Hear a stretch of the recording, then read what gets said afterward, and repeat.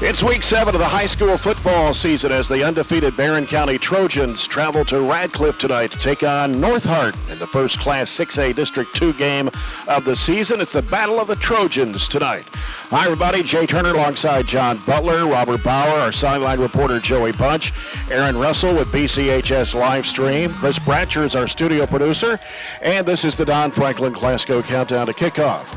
Last Friday night was a very messy night weather-wise as Coach John Myers and the Trojans fought through the elements and defeated Greene County on the road, winning 21-6. The win kept the Trojans undefeated at 6-0, guaranteeing Barren County a winning season for the first time since 2019 and the first 6-0 record since 1979. The Trojans are the only team left in Class 6A with an undefeated record. The North Hardin Trojans, under 13th-year head coach Brent Thompson, 64 wins and 79 losses overall, is 4-2 so far this season. North Hardin has won their last 3 in a row after starting the season at 1-2. They have wins over Southwestern 14-0, Davies County 35-6. They beat Louisville Pleasure Ridge Park 38-14, and last Thursday night defeated Bullitt East 26-14. Their 2 losses are to powerhouses Corbin 52-25 and Louisville Christian Academy 49-0. Barren County and North Hardin have played in Class 6A District 2 since 2019, with North Hardin winning every game. Of course, last year North Hardin played with an ineligible player and had to forfeit most of their games, including the game with Barren County, which gave the Trojans a first-round home playoff game. North Hardin's best season under Brent Thompson came in 2019 when they went 13-1. They lost to Louisville Trinity in the Class 6A state championship game. North Hardin was picked as the preseason favorite to win this year's Class 6A District 2 title, with Central Hardin second. However, the Bruins are 0-6 so far this season, with undefeated Barren County third and Warren Central fourth. So that might change if the Trojans can beat at least 2 of the 3 district teams. Barren County is ranked 10th in the state in this week's 6A poll, tied with Bullitt East. North Hardin was ranked 13, but in the RPI, the KHSAA, Barren County is 5 points higher than North Hardin. And tonight, it'll be a challenge for Barren County as they are the underdog in this game against North Hardin. According to Max Preps, about 16 points, and in one poll, 9 points. And North Hardin, John and Robert, they really have 2 good quarterbacks who both like to throw it. Yes, they do, and this will be a challenge, to say the least. You can understand our record is super 6-0, and we have played well, and you can't take anything away. I mean, we're having a fantastic year. But North Hardin is 4-2, and their schedule, if you just want to be fair, Robert, it's been better than our schedule. Their 2 losses is to Corbin, who is a perennial top 10 team in the state, and to Christian Academy out of Louisville, who's undefeated, and I believe is the #1 team in it's either 2A or 3A. They were state champions last year as well, and they have all their players back. So that's their only 2 losses. So, we faced North several times in the last, 5 years, and they are always blessed with Division I talent, and we're just not making that up. They've got a defensive lineman that starts for University of Kentucky. They've had a running back that's played at UK. So, they are a big play team. They do not run it much at all. It's really weird to look at their stats. They rotate quarterbacks, and you don't see that very often, but they throw it almost, I guess you could say, 8 out of 10 times almost. They're going to throw it. So our defensive secondary in particular has to play extremely well. We cannot give up big plays, and hopefully North Hardin, they are capable of making some mistakes themselves. But I really believe, tonight our secondary's got to play well, and we need to keep the ball and score when we do have it. You talked about their run pass, so their yards, they've got 1,444 pass yards, they've got 258 running yards. So 85% of their yards come through pass, and their 2 quarterbacks you mentioned couldn't be any more even. One's completed 44, the other one 45, one's thrown for 730, the other for 714. So they're really interchangeable, and really we have to meet the test tonight in the secondary, a group that hasn't really been tested tonight. Will be one of their first big tests of a throwing quarterback. And obviously you mentioned the athletes they produce. Oxendine was Defensive Player of the Week in the SEC this week. So there was a kid that graduated here from a few years ago. They have athletes. This is the most speed that we'll face tonight. So, I talked to somebody today, running on the edges like we have really been focused on is not going to be there tonight. They're going to string us out. They're going to really take away the edge. So in my opinion, we've got to pound it up the middle. I've said that last week at Greene County. I've said it a couple of times, but we've got to wear them down. Sometimes your best defense is an offense. Long, sustained drives, I think, will be key tonight. And one of the other things you mentioned, John, was strength of schedule. The Massey ratings is something new to Kentucky, but it was used up to 2013 to determine the people in the BCS playoff. So it was a college system that took into account a bunch of things. Our strength of schedule is 117th in the state, all classes. Their strength of schedule, all classes, is 22nd.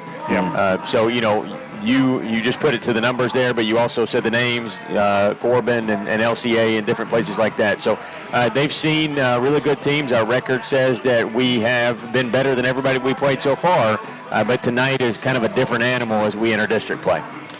Joey Budge is back with us tonight. Of course, missed the Greene County game last week, all the rain and wind we had last week, so we did not have our sideline reports last Friday night. Let's go down to Joey and get his thoughts of tonight's game. Hello.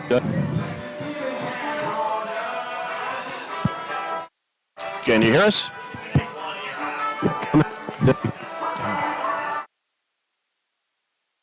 Sure, that's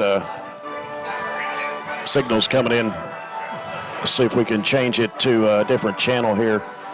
See if we can get the wireless transmitter. It's just scanning. Okay, let's try it again. I think you said it's going to be a tough game. Well, yeah, it will be, that's for sure. Can you hear us now, Joey? See if we can hear you. Just not going to come in, looks like. I don't know if it's the signal up here or what's going on. Well, we'll take a break and come back and have more of our Don Franklin Glasgow countdown to kickoff. Don Franklin Chevrolet Cadillac Nissan in Glasgow. Score big with huge savings at Don Franklin in Glasgow. This is Trojan football at North Hardin. And the Trojans tonight, it's the Battle of the Trojans. Back in a moment on 104 The Score.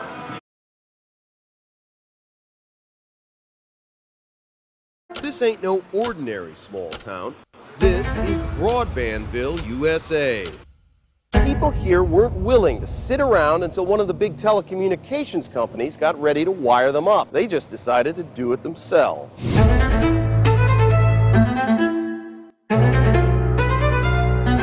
In Glasgow, the future is now.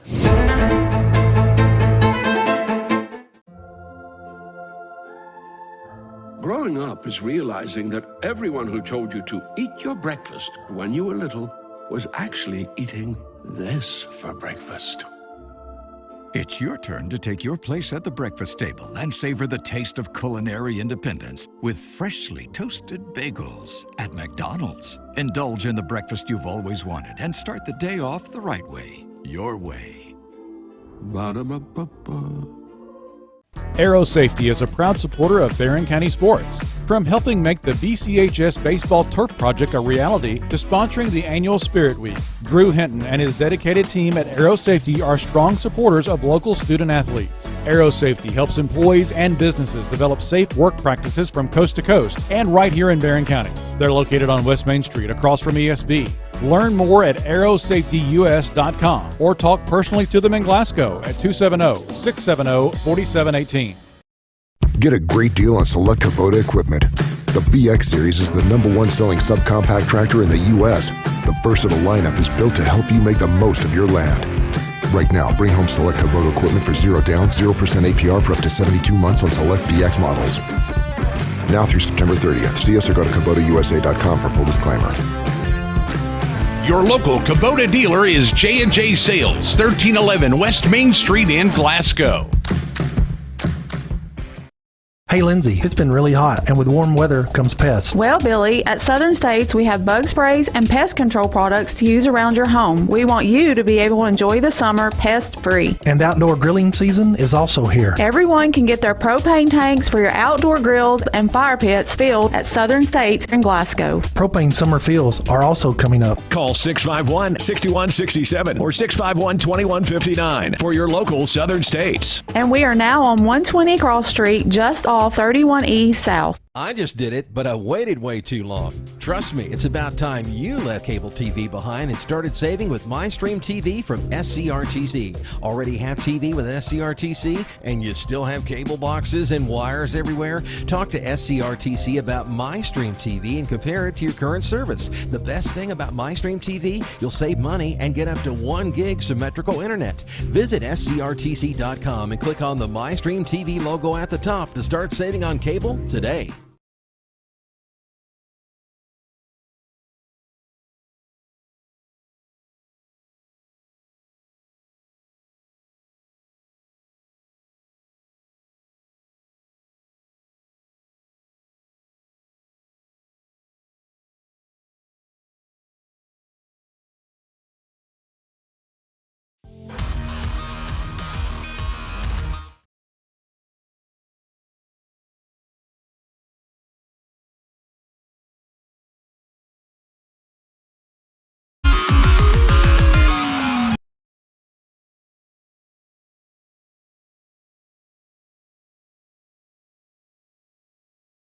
Last week's 26-14 win over Bullitt East. North Hardin had 278 yards. 213 were passing, 65 were rushing. Bullitt East had 275 yards, and Loggins threw for 181 yards on 9 of 20 and 2 touchdowns. Kirkland was 6 of 10 with 1 interception for only 32 and a TD. And Jadon, the wide receiver, had 7 catches for 110, 1 touchdowns, and Lunds had 7 receptions for 106 and 2 touchdowns.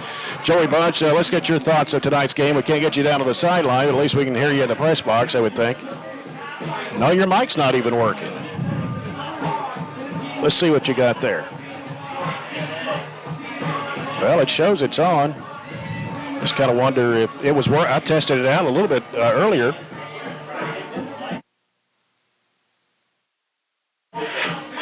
It's dead as a doornail. Well, let's see if we got some more batteries we can put in it, and we'll. You can hear us, but we can't hear you. And it was working fine when I had everything hooked up. So anyway, in Barren County's 21-6 win over Greene County last week, the Trojans had 259 yards. Greene County had 144. Barren County had 240 rushing yards and 19 passing. Jordan Harris had 9 carries, 114 and a touchdown. Dalen Thomas, 9 carries, 66 yards.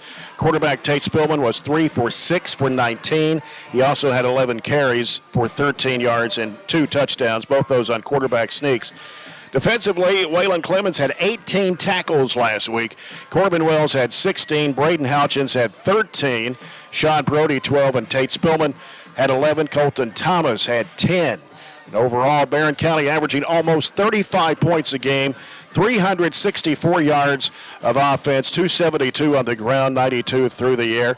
Tate Spillman is 25 of 43 overall with 1 interception for 553 yards, 7 touchdowns for a net average of 92.2 per game. Spillman also has 69 carries on the season, 237 yards and 9 touchdowns. Running backs Jordan Harris has 31 carries, 414 yards in 5 games and 4 touchdowns. Dalen Thomas has played, this is his 6th game of the season. He missed one. 42 carries, 342 yards, and 2 touchdowns. Jackson Bird, 13 receptions, 277 and 3 touchdowns. And freshman kicker Jacob Dooley has come in and has connected in all 7 of his extra point kicks. Defensively, Braden Houchins has 55 tackles, Corbin Wells with 51, and Tate Spillman with 47. And, there's only 14 teams in the state, John, that are still undefeated. And Barren County is the only one in 6A. You've got Cooper and Woodford County in 5A, Boyle County, Paducah, Tillman, Franklin County in 4A, Hart County, Adair County, Hancock County, Rockcastle County in 3A, Owensboro Catholic and Prestonsburg in 2A, and you've got Campbellsville and Lexington Sayre in Class Single A. So will that number drop after tonight? We'll see. That's great company to be in after your first 6 games. But like we talked about, this is by far, not even close, our toughest game, and we will have to play extremely well. I don't care what the rankings are or whatever. North Hardin is the favorite, but I do think that we'll come in confident. But I do think we're going to have to strike. Obviously, you want to keep the ball as much as possible, but I do think we're going to have to make some plays even in our passing game tonight to knock off a very, very talented North Hardin team. What's so unusual to me with North Hardin is I've always heard this, and I kind of believe it. If you've got 2 quarterbacks, it really means you got none. But this is one of these weird examples where they appear to me just to alternate possession. Not one possession or another drives. One will have the first drive, and another quarterback will have the second drive, and it looks like to me they almost play exactly the same. I mean, their yardage is almost the same. 730 for Loggins, 714 for Kirkland, 6 TDs for Loggins, 7 TDs for Kirkland. I mean, it is kind of amazing to see this type of system actually be effective and to kind of make both guys, I guess, sort of happy. Right. Joey, let's finally get some thoughts and comments from you. I believe we got the microphone working now. Yeah, I'm going to stand right here beside you, Jay. Maybe it'll work tonight. It's working here. No, I mean, everything that the guys have said tonight are going to be key plays. Can we control the ball? I'm agreeing with we're going to have to make some plays on the passing game just to kind of open it up. But our big guys up front here, just seeing both ends of the field, if we can control the line of scrimmage, move the ball between the tackles, as Robert said, we can get some yards going, control the ball, and defensively we're going to have to make some big stops here. And things that I've noticed over the last couple of weeks is our defense, they've kind of been at different times, but they haven't broke. Just giving up just minimum points in both games against Glasgow and Greene County. And tonight, if we can do that same thing, I like our chances at the end of the game. I do. I feel really good about our chances at the end of the game, but it's going to be a 4-quarter ball game. It's not going to be one in the first or second. Right. It's going to be hold in at third and go into the fourth and give yourselves a chance going into the fourth, because everybody else around the state will say, it's North Hardin's game to give. But I can tell you right now, this group that's coming from Glasgow, I think they're going to be ready to go. Coach Meyer's going to have them ready to go, and it's going to be a great ball game. And I like our chances and see what we can do in the fourth quarter. It's all you can say is give yourself a chance. That's right. That's right. Aero Safety brings you our sideline reports, and when we come back, we'll take a look at tonight's area high school football schedule and tonight's starting lineup straight ahead as we continue the Don Franklin Chevrolet Cadillac Nissan in Glasgow countdown to kickoff. We'll be back after this break on 104 The Score. At Kuzma Family Dentistry, we specialize in changing smiles and changing lives.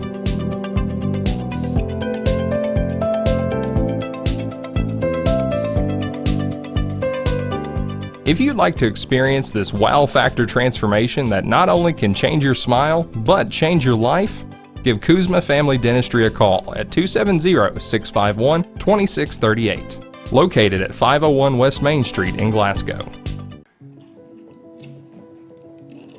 Hey son, what you doing? Daddy, I'm gonna own a dealership one day. All right, I'll dream with you. From one small dream to over 25 dealerships in the state of Kentucky, we have set out to provide Kentuckians with reliable vehicles and the best customer service for over 50 years. This may have started with a simple dream, but our dedication to our customers will go on for generations. We've got you. It's a pledge to make sure you're always taken care of. A pledge that Farmers RECC honors each and every day. When it comes to keeping things running smoothly or getting them back on track when they're not, we've got you. Always. Farmers RECC is a Touchstone Energy cooperative, your source for power and information. Extreme Health Club and Extreme Fitness for Women, both with 24-hour access, and Extreme Blend Smoothie Bar to help you refuel and recover.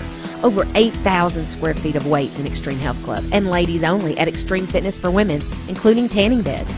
both with access to saunas, infrared saunas, and the 90-degree saline therapy pool. You'll love the wide variety of classes with experienced instructors. Personal training is available and with the best in the business. Call or stop by today and see what everybody's talking about. Established here in Glasgow, Kentucky in 2008, the People's Bank in Glasgow is still serving you on the corner of Industrial Drive and West Main Street. This is Terry Bunnell, Chairman, President, and CEO of the People's Bank. Not only do we offer a variety of checking accounts to meet your specific needs, we offer a variety of services to make sure not only you, your family, and farm are taken care of, but your business as well. And your money stays local in our community. The People's Bank, now serving you in Glasgow and Cave City. Member FDIC. Welcome to Glasgow, Kentucky. This ain't no ordinary small town. This is Broadbandville, USA. People here weren't willing to sit around until one of the big telecommunications companies got ready to wire them up. They just decided to do it themselves.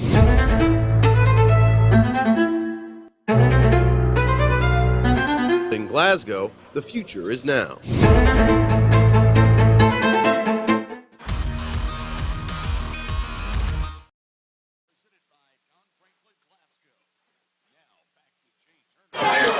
Let's look at tonight's area high school football schedule.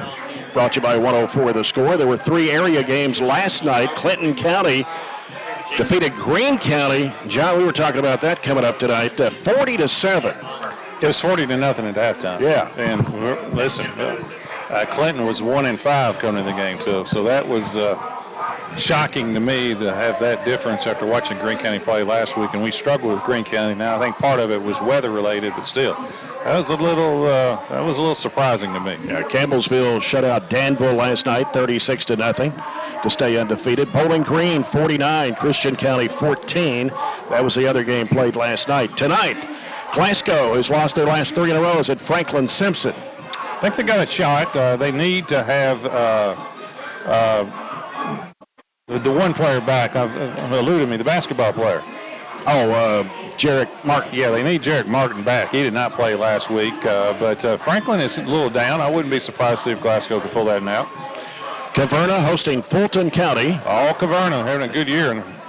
Monroe County's at Metcalfe County. Monroe's lost 5 in a row. Yeah, they're going to win tonight. They're due to win. They've lost some tough ones. I guess the marquee game around the region tonight is Warren East at Allen County, Scottsville, both 5-1. Should be a good one. Warren East's only loss is to Barren.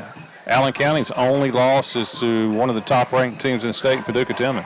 Warren Central, district game at Central Hardin, just a few miles away. Central Hardin has not won a game yet, but they've played a tough schedule. Yeah, they should beat Warren Central just by strength of schedule and so forth. But, until you win the first one, it's always a concern, obviously. Let's see, Greenwood is at Windlass, Ohio County tonight. Yeah, Greenwood will win that one. And here's a battle of the undefeated teams, Hart County at Adair County. Yeah, I think Hart may be a little bit better, but Adair's having one of those seasons that Barron's kind of having, and Hart had that season last year, but Hart's continued on, undefeated last year to the very, very end, and undefeated again. I like Hart County. Russellville hosting Ballard Memorial. I like Russellville over there.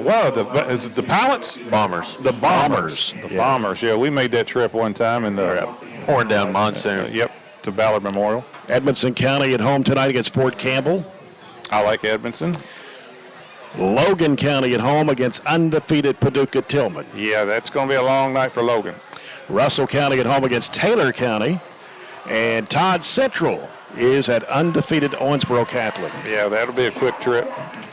So that's a look at tonight's area schedule, brought to you by 104 The Score. I think they're about ready to do the national anthem and the color guard, so we will go to our final break here in just a second. Remind you, you're following our broadcast here tonight on 104.7 FM at 12:30 a.m. WCDS Glasgow, online at 104thescore.com, and on BCHS Live tonight.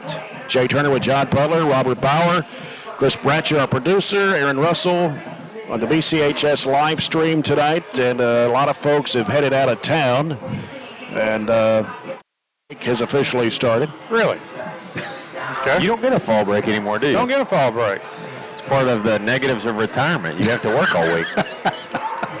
Fall break. Fall break. Never heard of fall break growing up. That's what's that. Did you have fall break when you went to high school? No. You didn't have fall break in high school? I think it's probably been, the last 20 years maybe? We used to get 2 days. We used to get Thursday and Friday when it first started, and then it morphed into the all week long. So I always thought fall break just now get them in a routine, then take another break. But, the end of the first 9 weeks, believe it or not. That's perfect. We got 1 week when we come back, so it's almost just hits the calendar perfect. So we're almost a quarter of the way through the school year, believe it or not. This is, 7th football game. We're 7/10 through the season. Obviously, we'll have at least one playoff game in there, but everything's flying by. That's what happens. So has it gone by quick for you, Robert? I think I'm officially old enough to say as you get older, it flies quicker, right? Well, the days are long. The years go by quicker. That's true. Yeah. That's true. Let's go back down to Joey Punch. Let's test his mic out of the sideline, see if he can hear us and see if we can hear him. It's kind of cut out, Jay. Kind of walking. It is cutting out, that's for sure. Morse code. Is it Morse code or what? Other, try about right here, Jay. How's that sound? That sounds better. I'm at the 25-yard line and I'm not moving. 25-yard line not moving. 25-yard line not moving. 25-yard line. I mean, that seems like it's going to work the best. But I was over here talking to some of the bus drivers that brought the guys up here today. You could see, he said they were both focused to get to work, ready to go for the ball game tonight. Just about 9 minutes left to go. So I'm getting a text from our studio producer, Chris Bratcher. He's telling us it's probably massive interference from Fort Knox. Think that'd be right, John? Could be. That's a good point. Yeah, he may be right on the nose about that. But I think Joey is standing on the Fort Knox side, so, I mean, more closer to Fort Knox than he is Elizabethtown. So. One of the greatest movies ever made was made at Fort Knox, Kentucky. Are you talking about the one with Bill Murray? Yes, Stripes. Yeah, okay. Yeah. May beat top 5 of all time. Still waiting. I thought they were going to do the national anthem at 10 minutes till the game time, but now we're down at 8. I think we're rocking right now. I was going to do the starting lineup. So I don't know what they're waiting on here. But by the time I get started on this, here you go. So we will have our starting lineups coming back after the break, brought to you by Kuzma Family Dentistry on West Main Street in Glasgow. And we're looking ahead to the coin toss and Farmers RACC Jackie Browning Memorial Opening Kickoff coming up here from North Hardin High School in Radcliffe, Kentucky. And we will take a break. We'll come back with more. We're Don Franklin Glasgow countdown to kickoff in a moment on 104 The Score. Growing up is realizing that everyone who told you to eat your breakfast when you were little was actually eating this for breakfast. It's your turn to take your place at the breakfast table and savor the taste of culinary independence with freshly toasted bagels at McDonald's. Indulge in the breakfast you've always wanted and start the day off the right way, your way. Ba-da-ba-ba-ba. Get a great deal on select Kubota equipment. The BX Series is the #1 selling subcompact tractor in the U.S. The versatile lineup is built to help you make the most of your land. Right now, bring home select Kubota equipment for 0 down, 0% APR for up to 72 months on select BX models. Now through September 30th. See us or go to KubotaUSA.com for full disclaimer. Your local Kubota dealer is J&J Sales, 1311 West Main Street in Glasgow.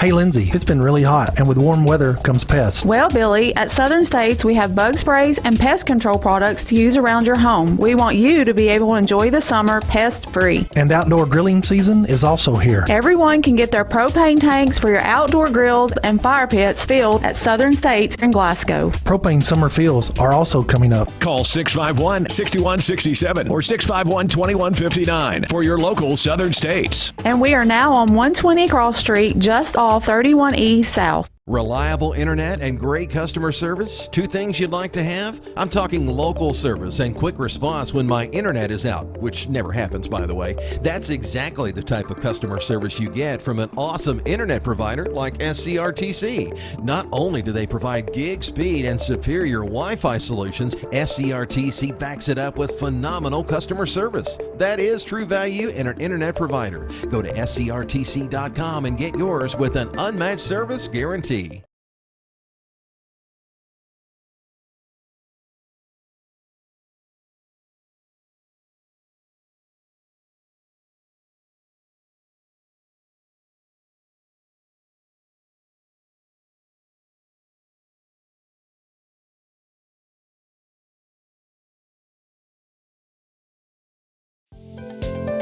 At Kuzma Family Dentistry, we specialize in changing smiles and changing lives.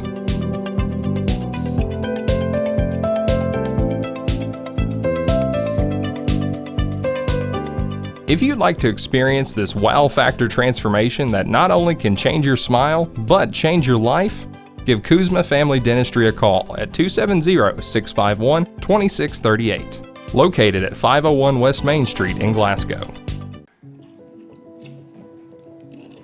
Hey son, what you doing? Daddy, I'm gonna own a dealership one day. All right, I'll dream with you. From one small dream to over 25 dealerships in the state of Kentucky, we have set out to provide Kentuckians with reliable vehicles and the best customer service for the tackles are 75, Bryce Brown, 6 foot 245 and a junior. Navon Coleman, number 77, 6 foot 255 and a sophomore. The guards are 65, Chaz Fleming, 6'2", 280, a sophomore, and 71, Javier Castro, 6 foot 270, a junior. Center is 52, Roland Brown, 5'9", 215, a junior. The receivers, they have 4 of them. Number 10, Ronald Luntz, 5'10", 185, junior. Number 9, Dominic Grimes, 5'8", 165, senior. Trey Calhoun, number 4, 5'10", 175, and a senior. And number 3, Marion Jardon, 5'10", 190, a senior. Running back is Zy Johnson, number 24, 5'9", 170, a junior. Kai Kirkland and DJ Loggins will rotate at quarterback. Kirkland is 6'1", 185, and a junior. Loggins is 6'3", 205, and a junior. On defense for North Hardin, the ends are Josiah Hope, number 8, 6'3", 275, junior. Malachi Willis, number 33, 6'1", 205, and a junior. The tackles are Julian Evans, number 88, 5'8", 215, a junior. And 66, Christian Demchulak. I don't know if that's pronounced right or not. Dematulak, 6 foot 215, a senior. Linebackers are 43, Cohen Campbell, 6'3", 210, a junior. Joseph Wally, 32, 5'9", 200, a junior. Jemini Noel, number 5, 5'9", 200, a junior. And Xavier Cruz at 5'10", 190, a junior, number 23. The cornerbacks are number 6, Seth Woods, 6'1", 195, senior. And Camille Taylor, number 16 at 6'1", 175, and a junior. The free safety is 25, Ty Davis, 5'10", 175, and a junior. Head coach of the North Hardin Trojans is Brent Thompson. For the Barren County Trojans, the projected starting offense tonight, left tackle 55, Grayson Billingsley, a junior. Left guard is 73, Ryan Harrison, a senior. The center is 72, Alex Sawyer, a senior. Charlie Poland, number 60 at right guard, a senior. Ethan Bertram, a sophomore, number 66 at right tackle. Tight end is number 2, junior Jackson Bird. Bray Bewley is the wide receiver, number 1, a senior. The running backs are 20, Jordan Harris, a sophomore, and Dalen Thomas, number 7, a junior. Cody Kearney is the fullback, number 6, a junior. Quarterback is Tate Spillman, and he is a senior. The kicker is Jacob Dooley, and they're about to do the coin toss. On defense for the Trojans, the ends are Nolan Harlow, a senior, and Bryson Wilson, a senior. Nose guard is Colton Thomas, a senior. Jordan Harris is a linebacker. Corbin Wells, a sophomore. Braden Houchins, a senior, and Waylon Clemens, a senior. Zay Ward at cornerback, he's a sophomore, and Bray Bewley. Tate Spillman's a safety, and Briggs Harris is a sophomore. The head coach is John Myers. Assistant coaches are Chad Eaton, Chad Perkins, Nick Compton, Mason Perkins, Bo Jones, Peyton Gibbons, and Tyler Walber. Let's see if we can get the coin toss now from Joey Bunch. Speed captain. Okay, here's my coin. The football, it's Touchdown.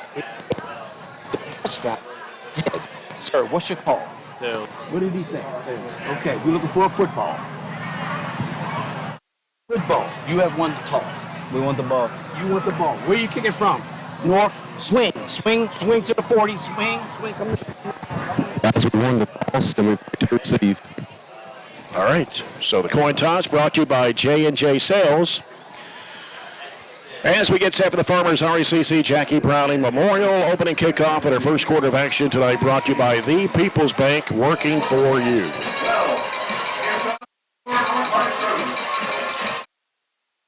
North Hardin in the black uniforms tonight. Black helmets and white numbers, or that might be silver. Trojans in all white across the way, their sideline across the way in front of Barren County Trojans fans with the burgundy numbers and burgundy helmets. The officials for tonight's game brought to you by McDonald's of Glasgow, and they are referee Willie Tennant. Joshua Spencer is the umpire. The head linesman is Orlando Evans. Bertram Denson is the line judge. The back judge is Carl Shekels. Dave Bloomfield is the side judge, and Kenneth Bishkoff is the field judge. So the Trojans will receive, and North Hardin will kick off. Something we haven't been doing, right? We have won the toss several times this year, and we've deferred in all the other games. Something else you don't see in any of the other games that we played this year is they have 11 on offense and a completely different 11 on defense. So they don't have anybody going both ways, and they have a ton of kids dressed out. That's probably the most kids we've seen on an opposing sideline all year. Yeah, true 6A team. Yes. With a lot of numbers, a lot of good size, too. Well, their defensive end, Josiah Hope. Big fella. Man, if he plays the way he looks, 6'3", 275, if he plays that good, because he fills out a uniform, and he's probably a good player. Here's the kickoff. It's going deep to the right side where it's caught at the 12-yard line. It is Dalen Thomas on the kickoff return, passing the 25 to about the 27-yard line. Kickoff by Ethan Moss.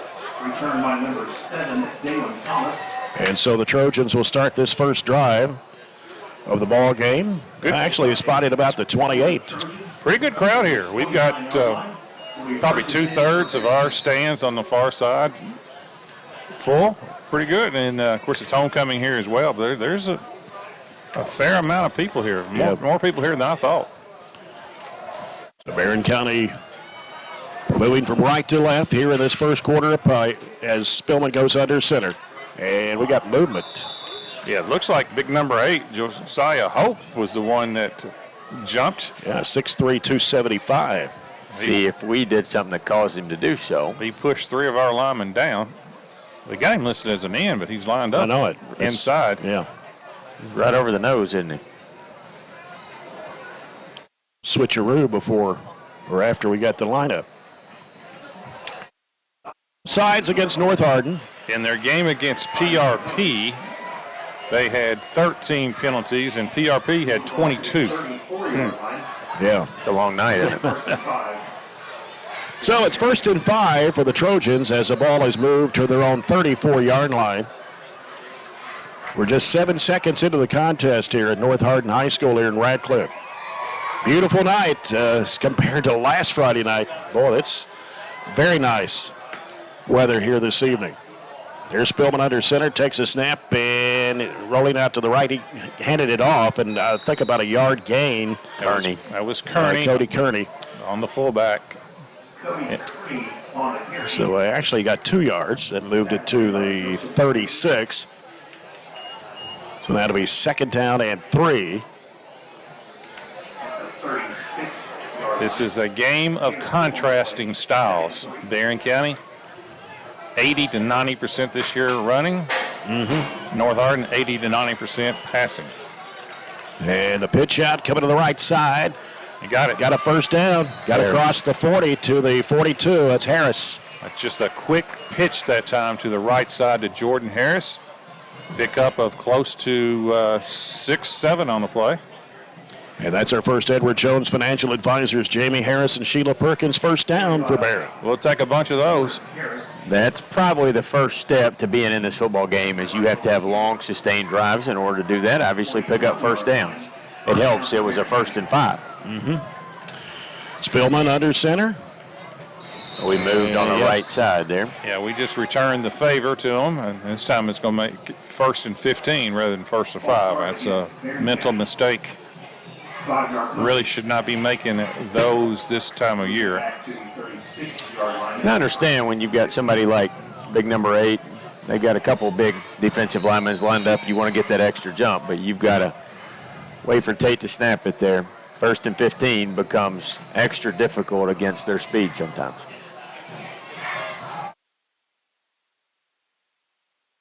First and 15 for Barron. Spillman's under center.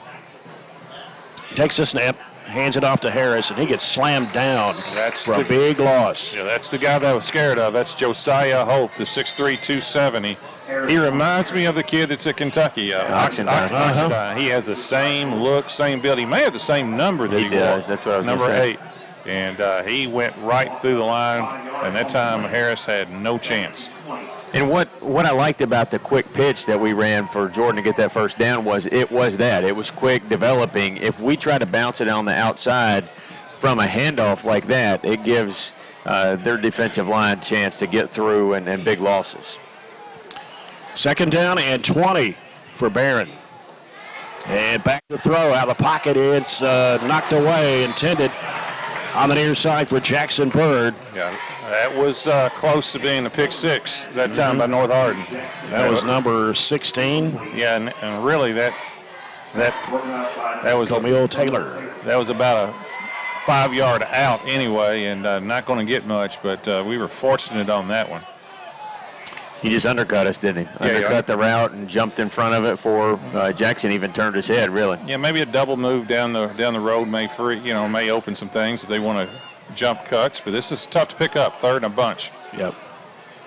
Big play right here. Stepping back, here's the throw. It is complete. Oh, it got away, and it's fumbled, and coming up with it is North Hardin at the 47-yard line. They come to the near side and out of bounds.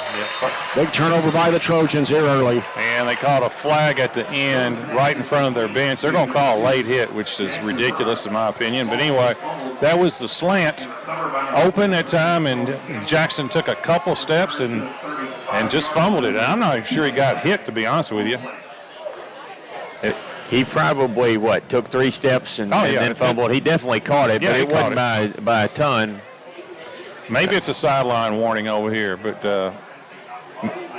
no, they're calling a personal foul. That's a bad call right there. It's going to be on Barron. He was tackled at the sideline, but he was going forward down the sideline. And they're, like you said, they're right on top of the sideline. He didn't really move much of their team to make the tackle. Yeah, so that's the first bad call of the night. And a big one. Puts him in field goal range, puts him in the red zone on their first play, doesn't it? And they're putting in Kai Kirkland at the quarterback starting spot. And he's back to throw, looking, and the pass is complete.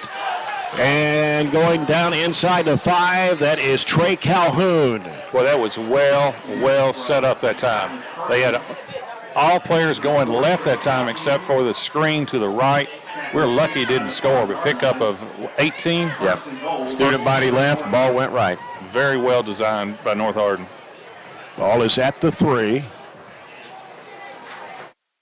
And I thought somebody moved, but looks like they took it in. They got a flag on the far side. Yeah, there's You're the going to flag. get your I thought somebody moved. Illegal procedure there. So instead of a touchdown, we'll back it up and go 1st and 7, 1st and goal. False start against North Hardin. 5-yard penalty. We kind of joked and off air, and they said we don't have play clocks here, but North Hardin doesn't need it. They're ready to snap it before the official even puts the ball down. Not sure the discussion. We haven't moved the ball.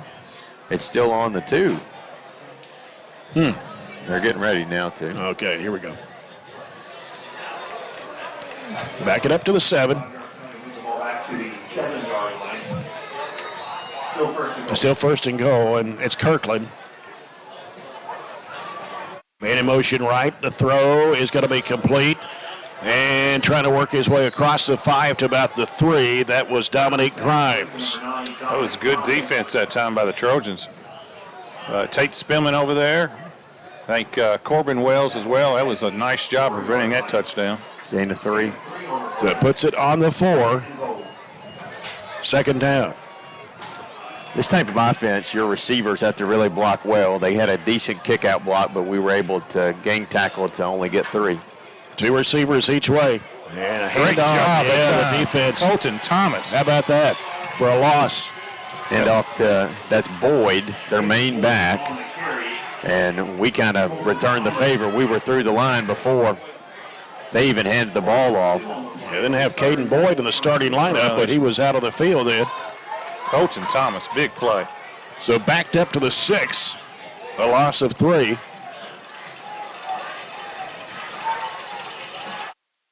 And it's Kirkland. Taking the snap, he's looking. Throws, the pass is complete. Make a tackle. And it is short. Taken down around the 2. Good defense there. That was Ronald Lunds. He had several on the tackle. He had Wells over there. Briggs Harris was over there. Good defense again for the Trojans. Nolan Harlow, what do you do here if you're North Hardin? I think they probably go for it, but they're going to bring in a kicking unit, it looks like. Andrew Trujillo is the kicker. They always have good kickers in North. Yeah, they always have good soccer. I think they probably get them from the soccer team or whatever, but their kicking game is always good. Nevertheless, this is, regardless if he makes it, great stand for the Trojans. Yep. Here's a snap. Ball is down. The kick is up.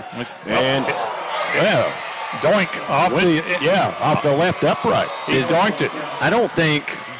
Tell me if this is what you saw. The snap never got repositioned, so it was an upright ball.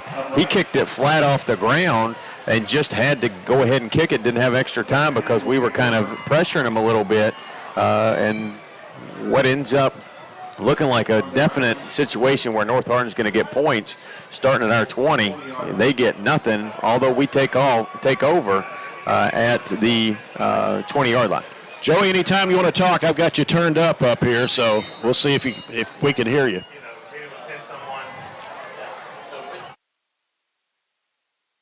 Not sure we got him. Anyway, the Trojans take over. And it's Spillman with a backfield split. And fake the handoff. He's rolling out, keeping it. And is going to be tackled to the right side of the field. They got across the 20 to about the 22. Yeah, at that time, Tate faked the fullback dive and just continued along the right side that time, pickup of 2.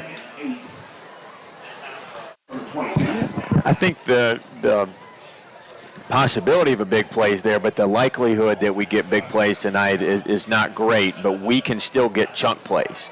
And the way that we can do that is to be disciplined and use some of Tate's ball handling to be deceptive, and hopefully we can break a few couple runs. Second down and 8 for the Barren County Trojans. And this time a handoff. Kearney. And Kearney gets pushed back, but he had forward motion. Yeah, it'd be nice they blow the whistle. Yeah, they don't. Good gracious. He got way down the field. And Okay, now they're moving. Gave him 2. All right. So 3rd and 6. Yeah. Got it to the 24.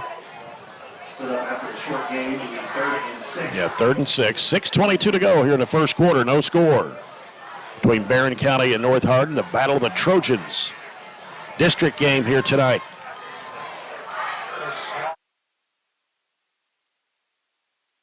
Moving Bird out to the wideout spot here on the left side.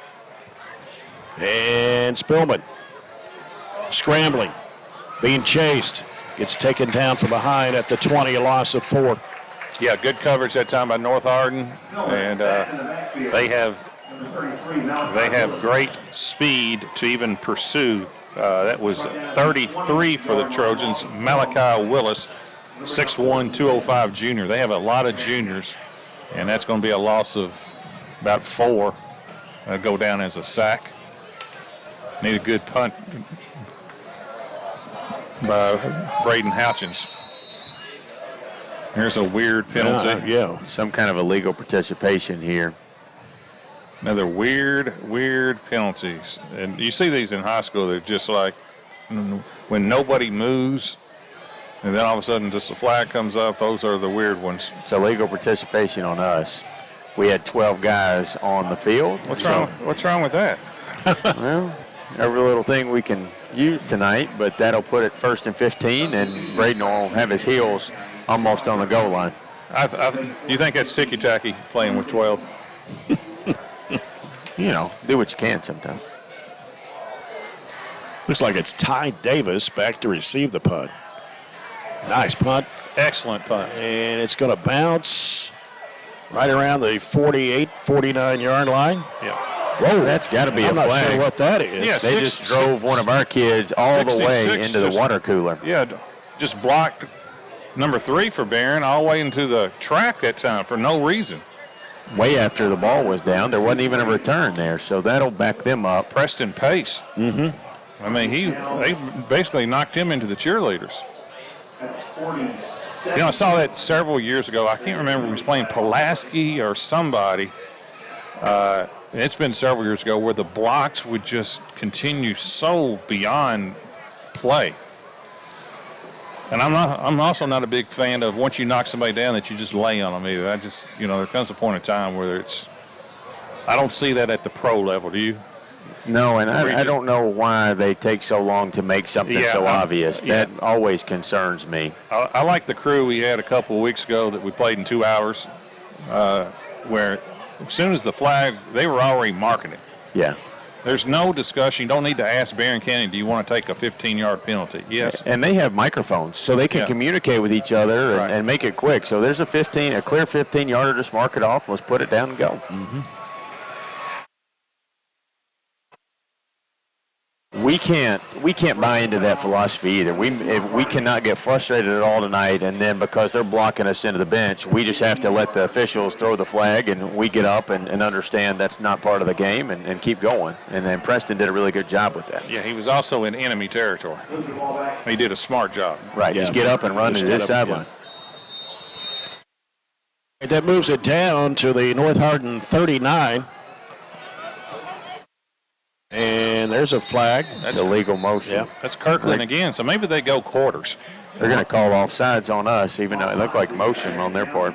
Well, maybe they do quarters. One quarterback plays one quarter, and another one does the next quarter. So if you're just turning in, it's a game of flags right now. Yeah. Too many flags early, but you had a big Barren County stand inside the 4, too. Mm-hmm. 1st and 5 for North Hardin. Back under center. That's Kirkland. Pitches it out to Boyd on the left side, trying to make the cut. He doesn't. Excellent pursuit. Good stop. Waylon Clements. Yep, about a yard loss, too. Maybe that's why they don't run a lot. That was a tall sweep, and Waylon, who came back last week and led the team with a remarkable, 17 tackles last week, something like that? Mm-hmm. He gets his first tonight. Yeah, he had... what was it he had last week? 17 or 18. It's a loss of 1 on that. Tackle for loss. 2nd down and 6. North Hardin as they look to throw. Scrambling now. Kirkland gets rid of it. Dropped it, or went through his hands. That was 22. It was intended for Boyd. And Nolan had a great pursuit. It looked like he got held up a little bit. I thought he did, too. So now brings up 3rd down and 6. They don't huddle, obviously. They get the play from the sideline, probably on a wristband, and they're ready to go. Kirkland out of the gun, and we got offsides. That's going to almost get them the 1st down. Yeah. We got to be better than that. You know, a defensive lineman. That was Nolan Harlow jumped the gun quick. Defensive lineman has to watch the ball. You're already on the line. And can't be giving North Hardin freebies. 3rd and 1 for North Hardin. Well, they jumped too. And we got 3 receivers on the near side. 1 split out to the left. Long count here by Kirkland. Play clock's down under 10. 5 now. Snap to Kirkland. Hand off to Boyd. Got it. No, he didn't. I mean, we got him. Sorry. Right. We stopped him. He did not make it. You can hear the fans from Barren County across the way applauding. I think it's Braden Houchins, wasn't it? It's hard to tell where we were. I think it was Braden. No gain on the play. Fourth and 1. North Hardin has carried it 3 times for -3, and they are lined up to punt. I don't believe they will punt. We'll see. We got to not jump, not gift them anything, but make sure we're disciplined all the way around. Bray Bewley is back for the Trojans of Barren. Yeah, you got to dare them to punt. Their quarterback's their up man, isn't there? No, number 5. Sorry. He's a linebacker. It's on the ground. It bounced right in his hands. He gets the punt away. High punt. Bewley calls for the fair catch call, and Trojans will have it at their own 22 or 23-yard line. I'm surprised they punted, to be perfectly honest with you. Didn't he try to draw us off either? They've been very conservative in 2 situations when I feel like they would have normally gone for the first down there, just the 4th and 1, and then, early in the game, even though they got a good kicker, it's kind of surprising they went for the 3 instead of the 7. Well, when you don't have a good running game, I guess the 4th and 1s and things like that are harder to come by. But you got big quarterbacks, though. They do. I mean, I know. Quarterback sneak it there off the guard, even off the center. But we'll take 0 points, 3:37 to go in the first, both ways, 0-0. Backfield is split. Spillman is under center. Thomas goes in motion right. Gave it to him. And got the handoff, but actually may have lost a yard. Yeah, that was couldn't make the corner. That was a jet sweep that time by Dalen coming in motion, just handed off to him. No gain. Maybe lost 2. Yeah. We're going to have to strike occasionally with the pass. So this is just not a team. I think it's, and I trust the coaching staff too. I mean, they see what we're seeing. But got a flag on the far sideline, which is a sideline warning. Sorry. I just don't think we're going to be able to consistently run it all night long. And plus they're playing the run too. So I think eventually we're going to have to make a few completions in the air. Yeah.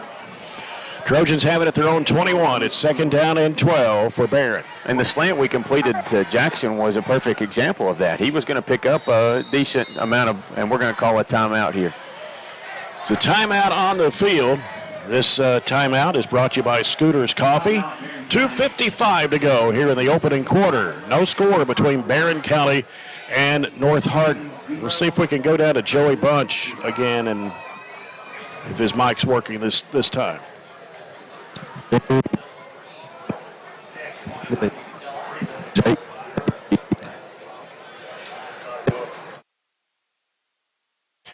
think we're going to have to get a new wireless system, because that is definitely not working. So we'll keep it right here as we're in Radcliffe, Kentucky, and we'll get some score updates on the scoreboard brought to you by Barren County Judge Executive Jamie Bewley-Byrd as we get toward the end of the first quarter. We talked about it a while ago, too. There's a lot of games tonight. Historically, a lot of teams have opted to play on the Thursday right before a fall break, but there was only like 6 games throughout the whole state last night. Staying with the traditional Friday. A lot of games were moved up last week from Friday to Thursday. But, yeah, not touchdown. Franklin Simpson, Glasgow 7-7 as the first quarter winds down. Okay.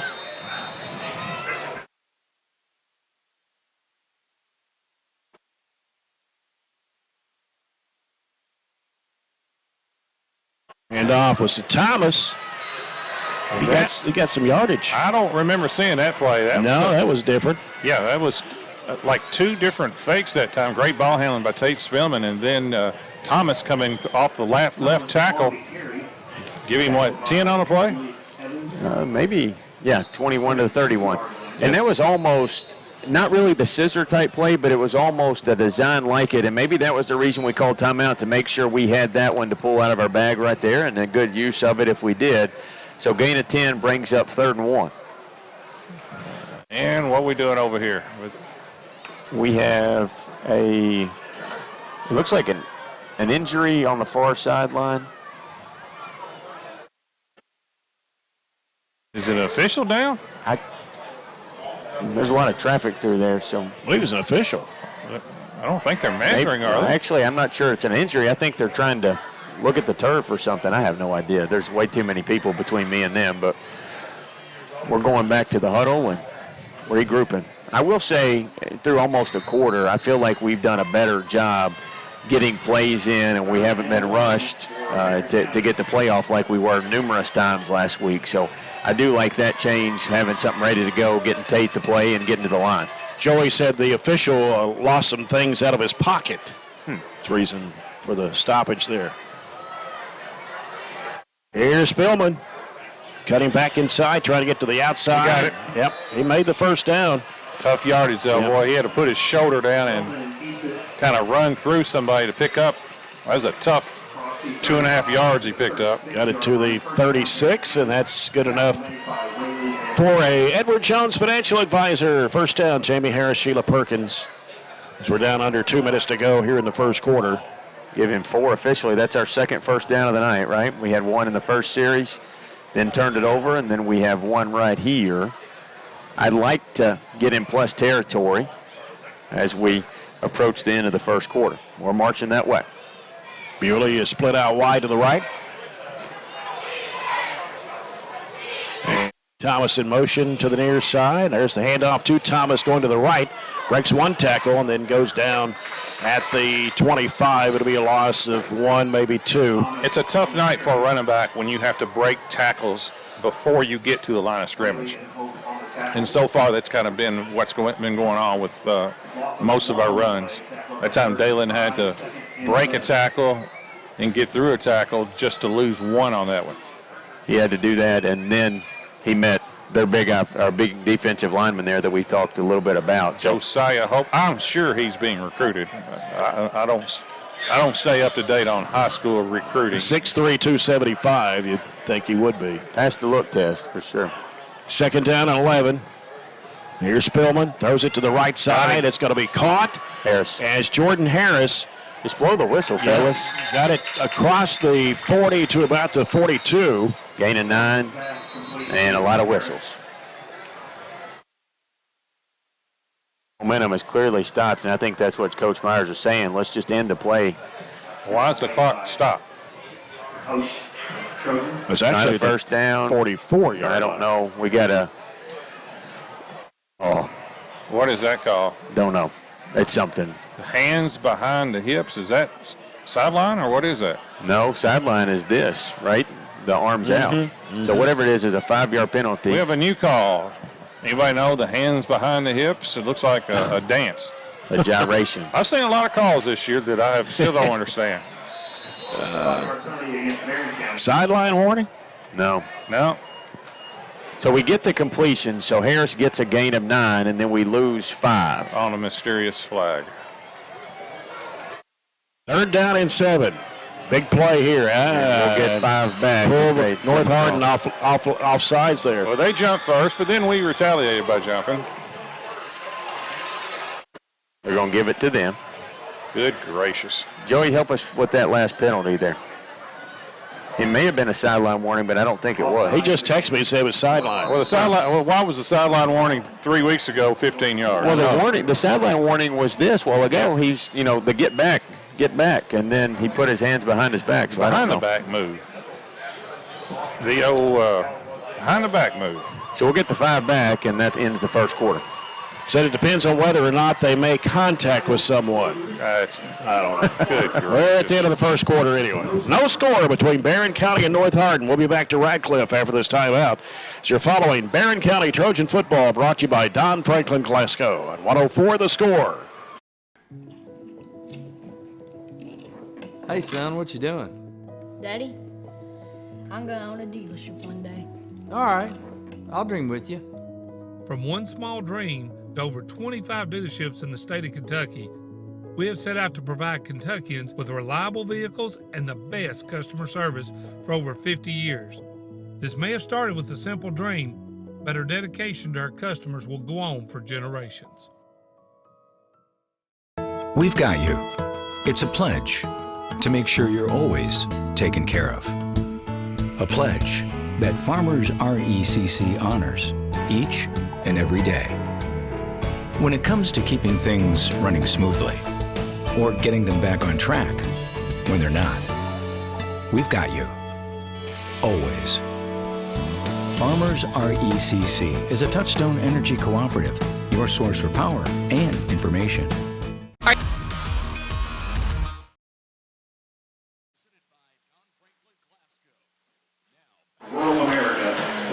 Second quarter of action tonight here from North Hardin High School is brought to you by Hometown Grants, Project 10 Million, coverage above and beyond. Today, South Central Bank, small enough to know you, big enough to help. Across America for being awesome. You know, last week we got more responses to if you drink coffee or not than we did maybe to the football game. This week, we're going to get tonight. This week we might get more taunting us about everybody going to the beach, and we're staying home this week. So whether you're watching or listening, we appreciate it. You may be on your way to Florida for fall break, or you may be Smoky Mountains, or just sitting at home, or just cruising around somewhere. Hart County leading the Dare 14-8 after one. Allen County Scottsville 7, Warney 0 after one. Looks like we may have 350 people watching online right now. That's good. If we can just get Joey Butch's microphone to work, we'll be in good shape. We need to pick up this 3rd and 1. Yeah, it's a big play. It's Barron moved and pulled North Hardin off. Now each team is pointing each way, saying, no, they moved. I think they made contact, but they're going to say, we back it up 5. Oh, yeah, it's going to be against Barron. At what time does this become ridiculous? I didn't see us jump, but obviously 8 is trying to, what's the word, encroach on our line and draw us offsides. So we'll give back the 5 we just got. So it goes back to 3rd and a long 7 maybe. How many penalties is that on us? 8. 8 on us, 4 on North Hardin. So that's 12 penalties in the first quarter. And we've got most of them 5-yard variety, thankfully. Yeah. 3 receivers left for the Trojans. Spillman dropping back to throw. He's looking. He's going to throw it deep toward Jackson Bird, and it is going to be broken up. He had double coverage down around the 30-yard line. Tough. He couldn't step into it. He took a massive hit right there, and Jackson really had a tough time coming back to the ball because he was double covered, and one of the guys was just kind of really running step by step with him, impeding him getting back to the football. I can't believe Tate threw it that far, considering the hit that he took right in his gut right while he tried to throw it. And I said we just had a 5-yard penalty, which sounds better comparative to a 15-yarder, but that completely changes your play call, 3rd and 7 versus 3rd and 2. We're forced to punt. Last one was a good one. Let's see what kind of we get off here. Here's Braden Houchins. High punt coming to the near side. And it goes out of bounds around the 25-yard line. We'll take that one. Very good punt, no return. At the 27-yard line, first down, North Hardin Trojans. 0-0, 14 seconds into the second quarter. Big district game, Class 6A, District 2. Trojans 6-0, trying to go for 7. North Hardin 4-2 on the season. Goes it down as a 34-yard punt officially, but no return obviously helps that big time, and it flips the field on them and puts them back, as you said, around their 27.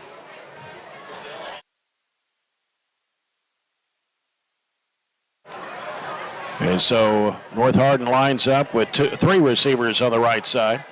Different quarterback. And it's Loggins this time, the 6'3", 185 QB. The pass is complete here on the near sideline at the 30. And that was a good play by Zay Ward, I can tell you that. Good one-on-one tackle, gain of about 4. That was Jaw Dawn, right? The yes, receiver? Yes. So 2nd and 6. DJ Loggins, about 2 inches taller and about 20 more pounds than Kai Kirkland.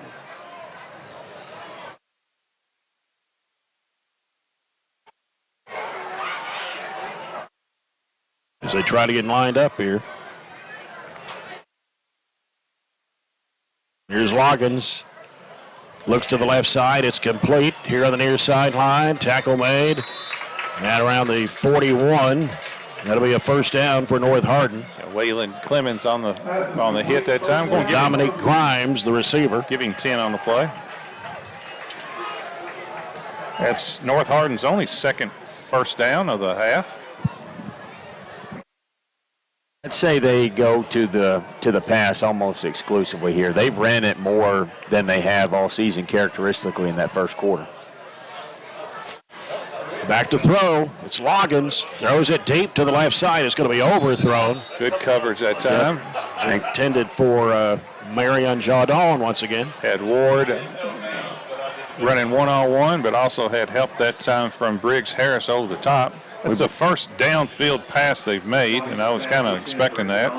Brought all the linebackers too. You had Houchins in there. You had Colton Thomas in there. Everybody kind of got in the face of the quarterback, made him get rid of it, maybe a little quicker than he wanted to. Second down and 10 for North Hardin. We could use an interception. Wouldn't hurt the call. Got three receivers out to the right once again. A handoff coming inside there to Zy Johnson, number 24, for really no gain. Yeah. They've got a yard. Just an inside handoff, that's Corbin Wells again on another big hit. So a gain of 1. It'll be 3rd and 9. Was that 24? Yes. Yep. That was Johnson. Zy Johnson. 5'9", 170 junior. They don't have as many seniors as they normally do on the roster. A bunch of juniors. Oh, come on. There you go. Second time we gifted them. There's another 5-yard gift, and that was clearly on us for jumping offside. So, again, just like us, we got pushed back to 3rd and long. We took a 3rd and long and make it a 3rd and short. And that's Nolan Harlow. So that moves the ball to the 49. Understand the aggressiveness, but it also is massive differences in what happens in the game. 3rd and 4. Loggins calling the shots. He's got 2 receivers each way. Got Johnson in the backfield. He fakes a handoff. He keeps it. Now looks to throw. He's going to throw deep, and it'll be way overthrown. Way out of bounds.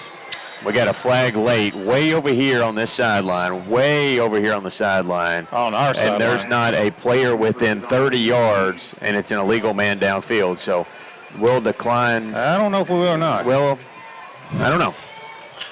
There's great coverage again that time by the Trojans. Ball wasn't even close. So either be 4th and 2, 2.5, or 3rd and 8.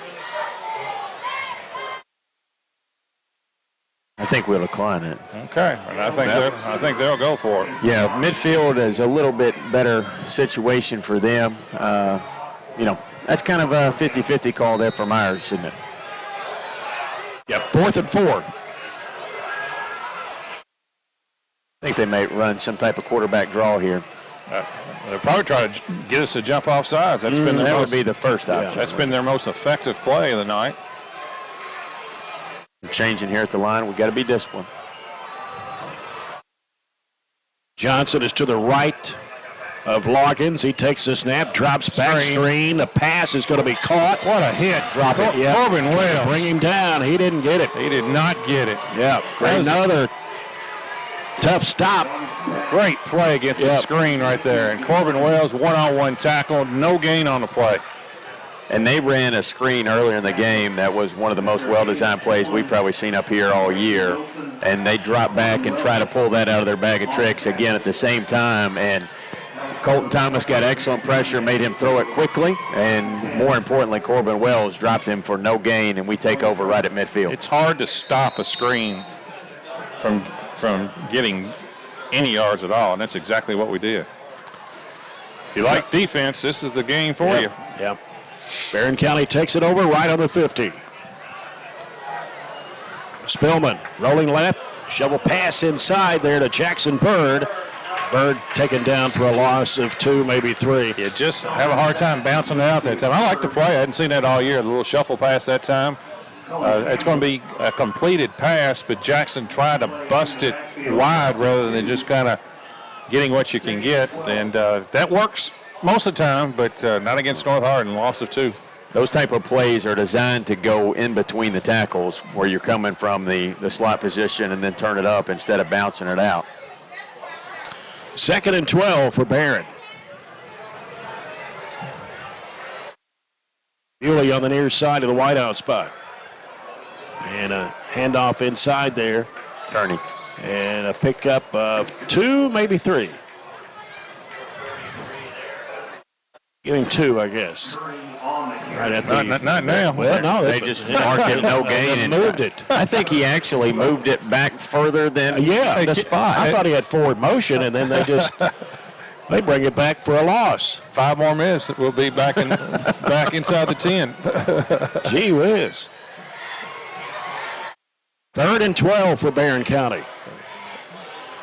Spillman under center this time. Thomas in motion to the near side. Rolling up. Spillman looking now. He's going to throw long downfield for Bray Bewley. Hey, it's interference. He had him down. He did. He pulled him down, and they're not going to call a flag, and not going to do anything. Horrific call. But we had the angle right here. I don't even think our bench saw the angle. He grabbed him by the waist before the ball got there. And no call. It would have been a tough catch for Bray, but you can't tackle a guy to give him no chance. Yeah, I mean, there's a reason why he couldn't get to it. Guaranteed, 100% guaranteed. Pass interference in next 2 levels, college and pro. You can't wrap that opposite arm around the waist. And even if he doesn't go down, you can't do that. Snap comes to Houchins, and another punt. Going back for the bounce. Take it, it'll be inside the 15, or it should be. And no, how about the 20? Okay, well, close. I thought it was further down than that. Of course, I'm looking through class and screen, but so. I am too, but I can see a pass interference. I'm not real crazy about the officiating so far. Hadn't cost either team per se. Nobody scored, but I still don't like what I've seen. Timeout. Got a cramp, which is a little surprising. It's not really that warm out. It's borderlining on long sleeve time. It's going to be 88 the next 2 days, though. The temperature is 67.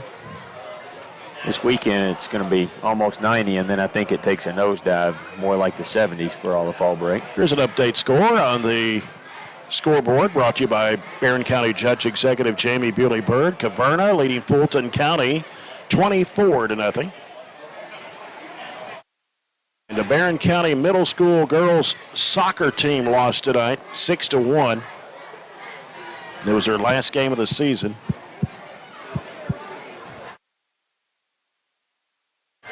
And let's see if I have anything else here. I believe that's it.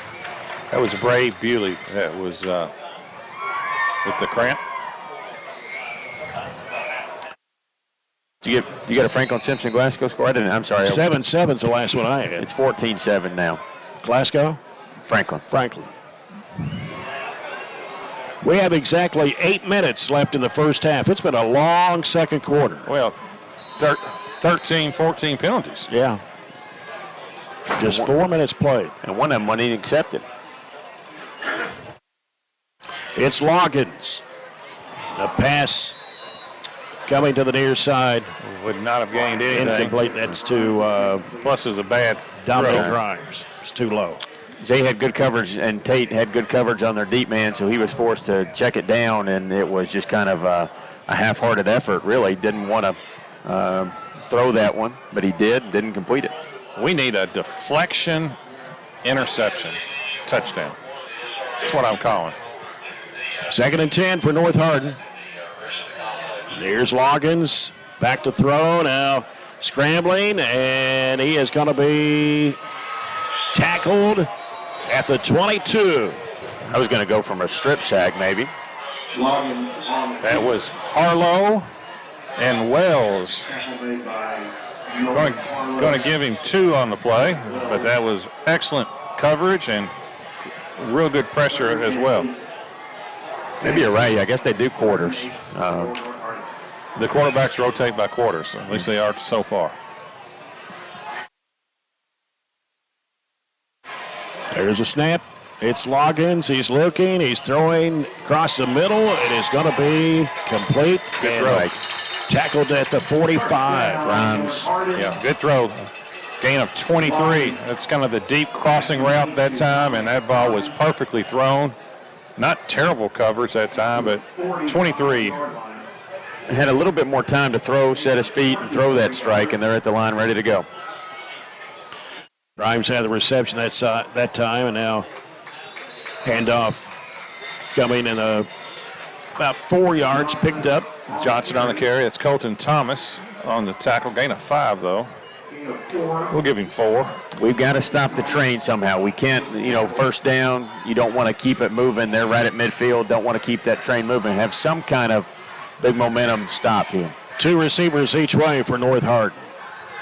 Man come in motion to the near side. And it's Loggins throwing to the near side where it's caught. And, well, they finally bring him down. Great coverage by the Trojans. Marion Jadon. Wide receiver screen. No gain. Yep. There was several kids over there, Zay and Houchins and Waylon Clemens and Tate. I think all took a shot at him, and that was a negative play. It's actually a loss of 1. Loss of 1. Going to be 3rd and 7. Be disciplined here. North Hardin with 2 receivers going each way. Especially early in the clock right now. And here is Loggins looking, scrambling, being chased, pressure, gets rid of the football, and almost intercepted. Yeah, it was Waylon Clemens. Almost made a monster interception that time. That was 52, Bryson Wilson on the pressure that time of the quarterback. That's going to force a punt. And Waylon almost made a spectacular play, kind of going against the grain of his body, kind of falling back. Had both hands on it, but that doesn't mean he should have caught that. That would have been a spectacular interception, but nonetheless, 3rd down stop to get this punt. It's Trujillo.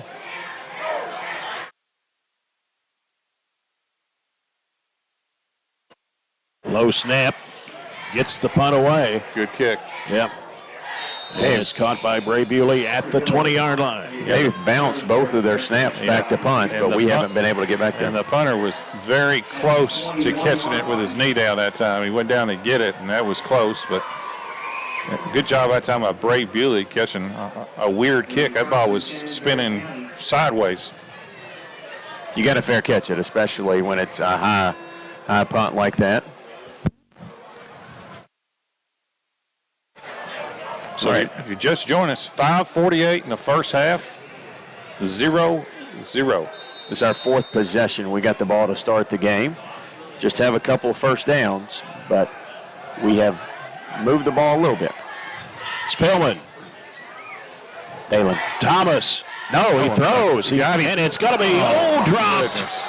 Jordan Harris. At the 42-yard line, Jordan Harris had it. Yeah, that was the wheel route that time by Jordan coming out of the backfield, and he was wide open and hit him in the hands. He dropped it. That would have been a gain of at least 30, maybe more. First appeared that he thought maybe he handed it off to Dalen Thomas because he was sweeping around the left side. The play action was perfectly designed, and that was a big play that we did not get.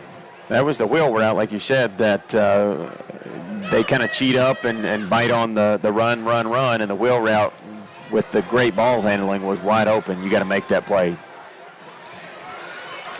2nd and 10 for Barron.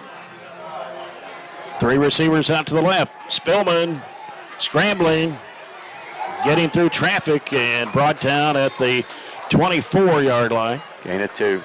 Pretty good blocking. I mean, the offensive line has done a pretty good job of pass blocking that time. I mean, that time Tate had to step up in the pocket, pick up a 3, but overall, the pass blocking by the offensive line against a really good front for North Hardin has been pretty good. 3rd down and 7 for the Trojans. Taking a long time here. This is the longest we've had to get in the play. And before we get to the line, I expect it to be the countdown. Yeah, we're all right. Just now 10, so we got 10 seconds to get it off. Spillman out of the gun. Scrambling, ran into the left side. He's got some running room. And he got it. He got it. Yeah, he got it outside the 30 to about the 32. Good job by Tate just making a play that time. That time the pressure from the right side just kind of caved in, and Tate saw that and got outside. And good one-on-one tackle, by the way, by North Hardin, though, but nevertheless, first down Trojans. Gain of 8, first down, and he put a move on their big lineman Hope that we've talked about a few times. And it was really nobody over there on the left side, so great decision by Tate to pull it down and run on that option. So Edward Jones, first down, Tate Spillman.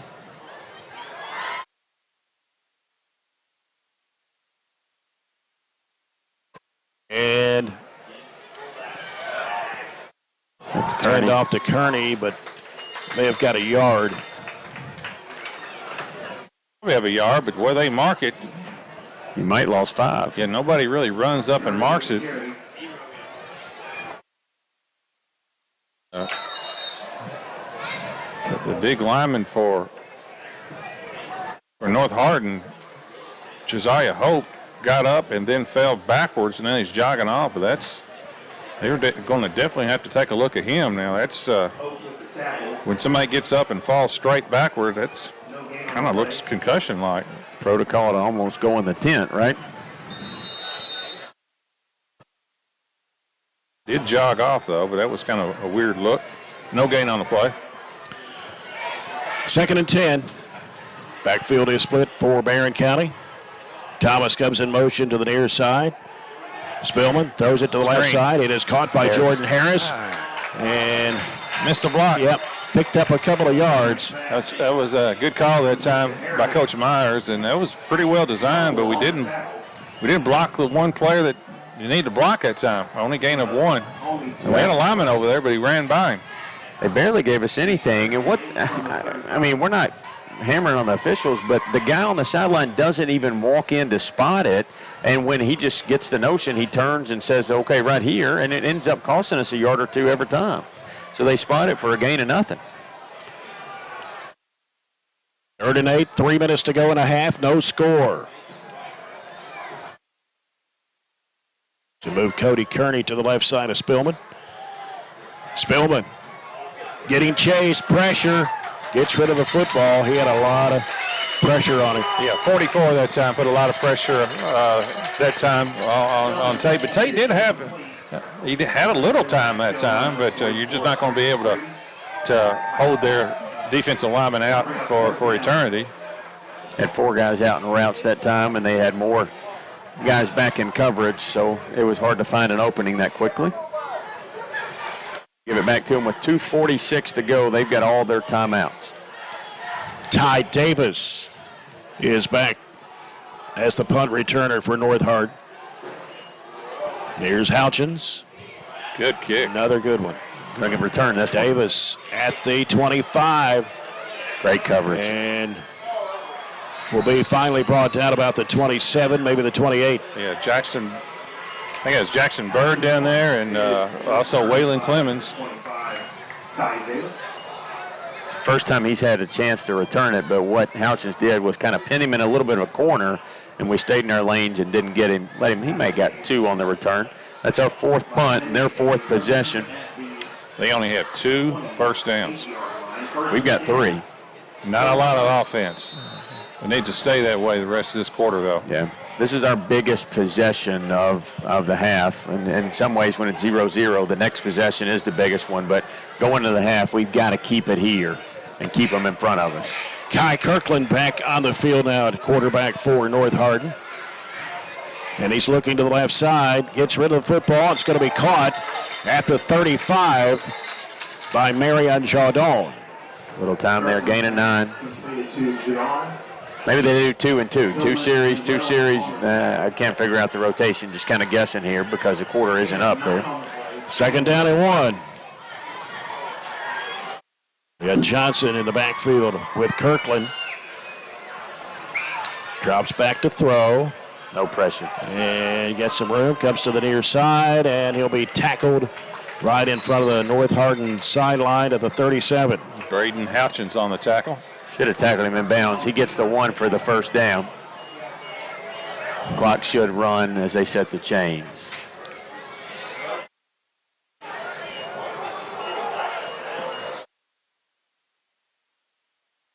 not an issue because they've got those 3 timeouts.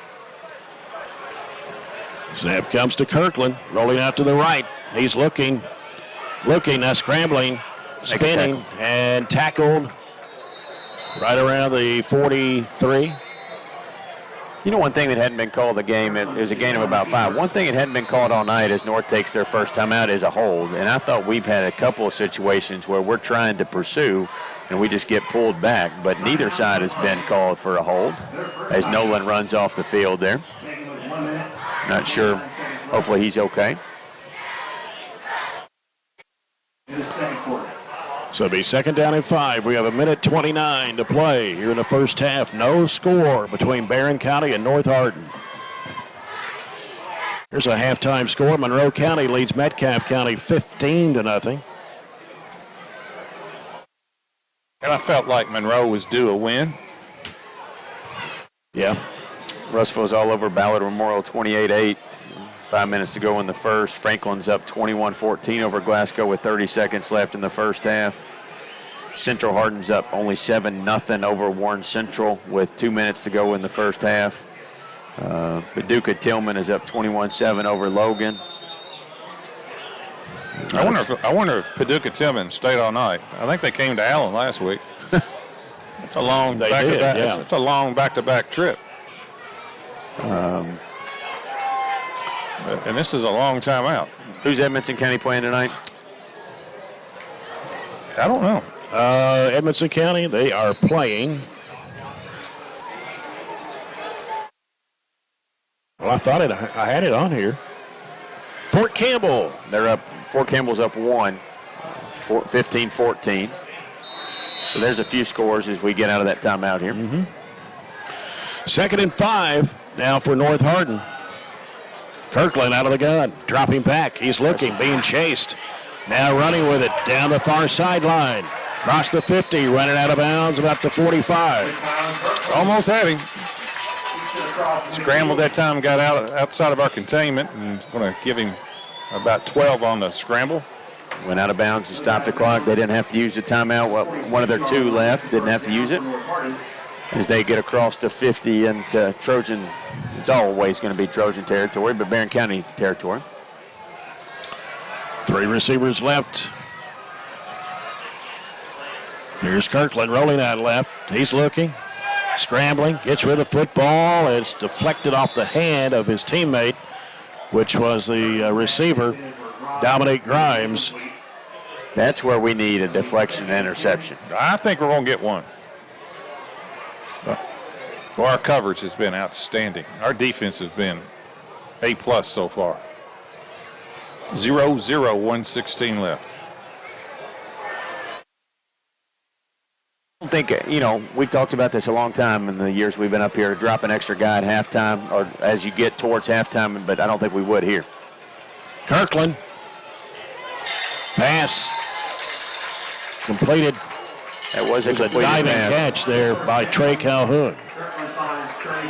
Of 12 and a first down.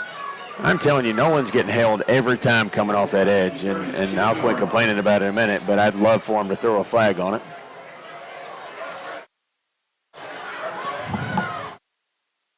It's Kirkland dropping back, looking left side, throws it deep to the left side. It is going to be incomplete.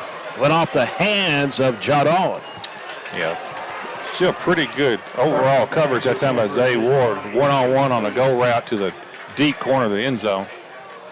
He got his head turned around to it. I'm not sure he got a hand on it, but he was in pretty good step-for-step coverage. 2nd and 10, 57 ticks left.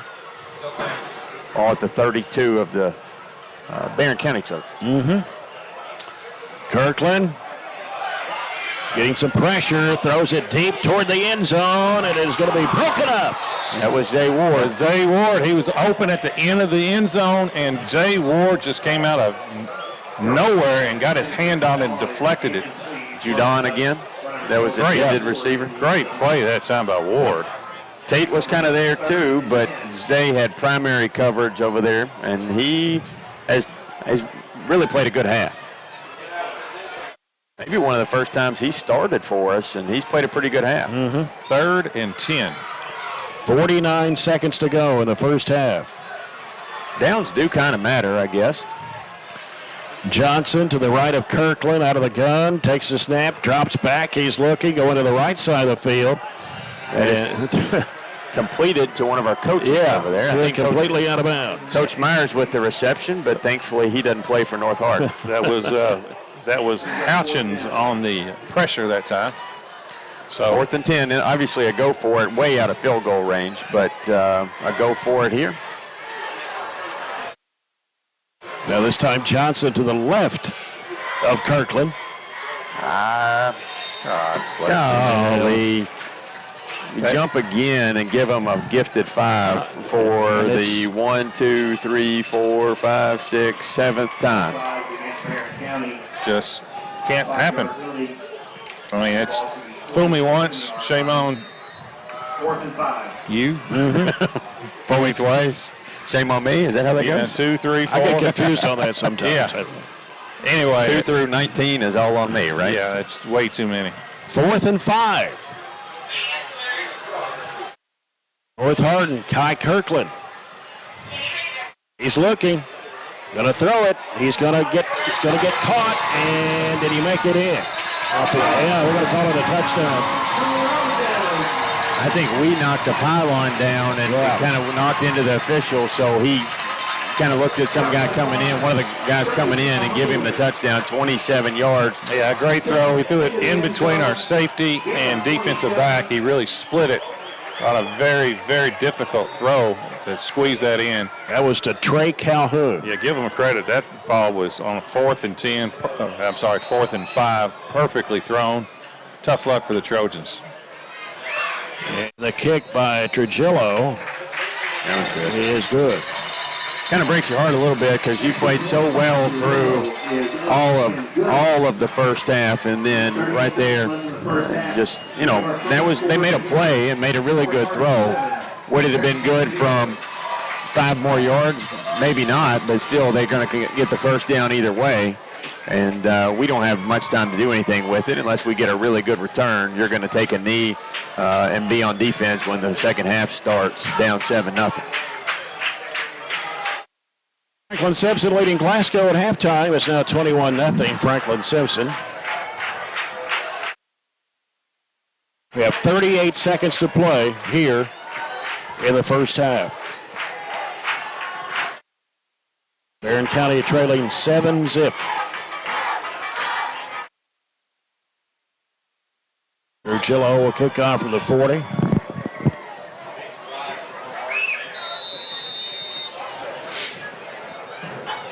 Kick comes right to the 20-yard line. Harris. And it's Briggs Harris on the return to about the 30. We got 2 timeouts, 32 seconds, but I think we probably take a knee and go to the half. Do you agree, John? Maybe one play? I don't think we're throwing it. Knee or just something pretty conservative with the run. Hoping maybe you can break one, I don't know. In between tackles, see what you get. I don't think we'll throw it in any sense of the imagination. Will we throw it? They have 2 timeouts as well. So we have to keep the clock running for sure, so that's why I don't think we're going to throw it. Bewley split out right wide to the right. Spillman will go under center. Jordan Harris making a move. The handoff to Dalen Thomas. I don't know if he got anything. Give him no gain. And 2nd and 10 of the clock running. Yeah, neither team a call timeout. That will be the end of the first half. No gain on the play. Yep, that's what Coach Meyer said. Let's go to the end zone there for halftime. Go to halftime here at North Hardin High School in Radcliffe. 6A District 2 matchup. Battle of the Trojans. It's North Hardin leading Barren County 7-0. We'll come back with our SCRTC halftime report after this break as you're following Barren County High football.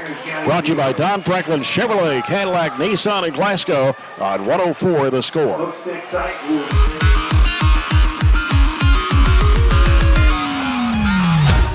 Are you looking for high-quality, cost-effective, and highly visible advertising?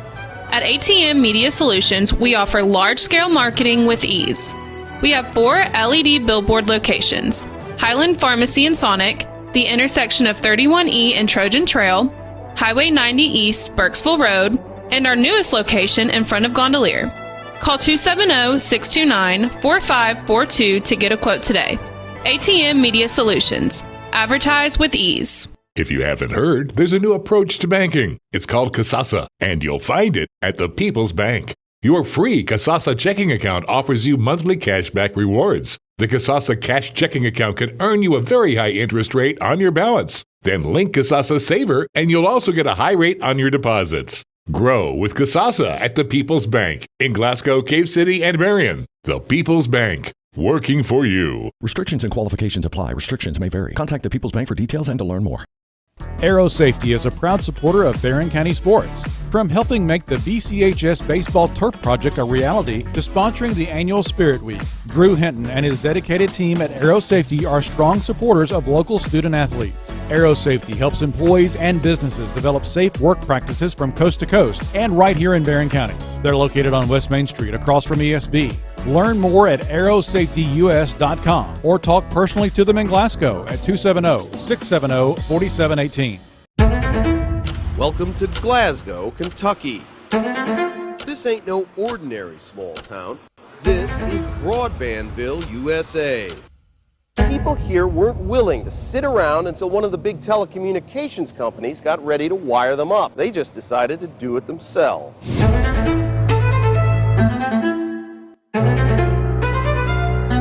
In Glasgow, the future is now.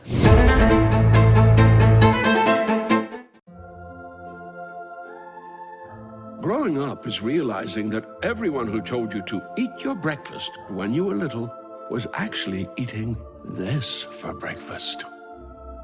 It's your turn to take your place at the breakfast table and savor the taste of culinary independence with freshly toasted bagels at McDonald's. Indulge in the breakfast you've always wanted and start the day off the right way, your way. Ba-da-ba-ba-ba. Aero Safety is a proud supporter of Barren County sports. From helping make the BCHS Baseball Turf Project a reality to sponsoring the annual Spirit Week, Drew Hinton and his dedicated team at Aero Safety are strong supporters of local student athletes. Aero Safety helps employees and businesses develop safe work practices from coast to coast and right here in Barren County. They're located on West Main Street across from ESB. Learn more at aerosafetyus.com or talk personally to them in Glasgow at 270-670-4718. Get a great deal on select Kubota equipment. The BX Series is the #1 selling subcompact tractor in the U.S. The versatile lineup is built to help you make the most of your land. Right now, bring home select Kubota equipment for 0 down, 0% APR for up to 72 months on select BX models. Now through September 30th. See us or go to KubotaUSA.com for full disclaimer. Your local Kubota dealer is J&J Sales, 1311 West Main Street in Glasgow. Hey Lindsay, it's been really hot, and with warm weather comes pests. Well, Billy, at Southern States, we have bug sprays and pest control products to use around your home. We want you to be able to enjoy the summer pest-free. And outdoor grilling season is also here. Everyone can get their propane tanks for your outdoor grills and fire pits filled at Southern States in Glasgow. Propane summer fills are also coming up. Call 651-6167 or 651-2159 for your local Southern States. And we are now on 120 Cross Street, just off 31E South. 3 first downs, penalized 9 times for 55, and you know that doesn't add to a big total, but we've kind of harped on it. Gave them short down and distance a couple of times. It did matter. We fumbled it once, and that was a Jackson Bird fumble after his catch. Individually, 5 for 13 for Tate, Kearney 3 for 4, Dalen Thomas 4 for 7, and Jordan Harris ran it twice for 1. Bird caught 2 balls for 8, and Jordan Harris caught 2 balls for 9. Good evening, ladies and gentlemen, and welcome to correct our mistakes in the first half, it's fool me once, shame on you. And that's part of a famous quote from George W. Bush. You should know that being a political science teacher, right? And fool me twice, shame on. And fool me twice, shame on me. What about fooling me 3 times? Shame on both of us. Joey's up here in the press box with us, and he was able to get a few comments from Coach Myers there at the end of the half. And Joey, what'd you find out? I hear a couple of things. Number one, y'all done an excellent job. I've enjoyed listening tonight. Now that I'm getting to speak, I mean, it's kind of nice being up here with you. The mic works up here. Mic's working up here. I don't know. Now, hey, Coach Myers, he come over to me and he said, "You want to do an interview?" And I said, "If the microphone worked, that would be great." But I said, "Coach, just tell me." He said, "Our kids are playing their tails off." He said he is super proud of the effort. Couple things to clean up, try to work on at the halftime. But, I said it at the beginning of the game when I was texting you, Jay. The kids looked a little bit tight. The coaches were not tight. They knew what this team could come up here and do. And I will tell you, Barren County, you would be proud to watch this team play football. They have come up here and done an unbelievable job, and that's what Coach Myers, he's proud of his boys. He's got to get them built back up because North Hardin's going to get the ball coming out the second half, and he's got to get back on defense, get a couple things rolling. We had the one big play where we dropped the ball. Things happen. So you got old saying is flush that play, go to the next, and there'll be another big chance here. Give us a chance going into the fourth quarter, but I still like where we're at. Still got another half to play. A whole another half, and it's been a long half, Jay. A long half. The second quarter said it. It's just like it went a long time for sure. A lot longer than the first quarter anyway. 7-0 here at the break. When we come back, we'll take a look at other sports going on at Barren County High School, including soccer, volleyball, girls state golf tournament, middle school football, a whole lot more when we return after this break. This is Trojan football from Radcliffe, brought to you by Don Franklin Glasgow on 104 The Score.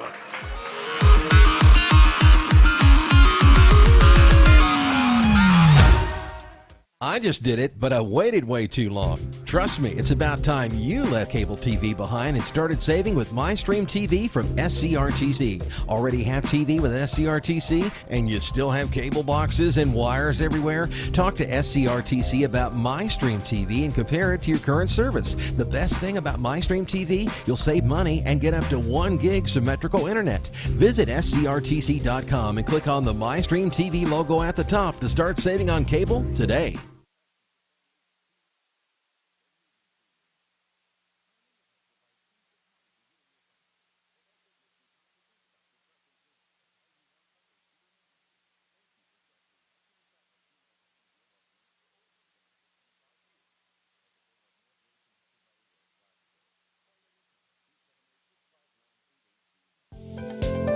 At Kuzma Family Dentistry, we specialize in changing smiles and changing lives.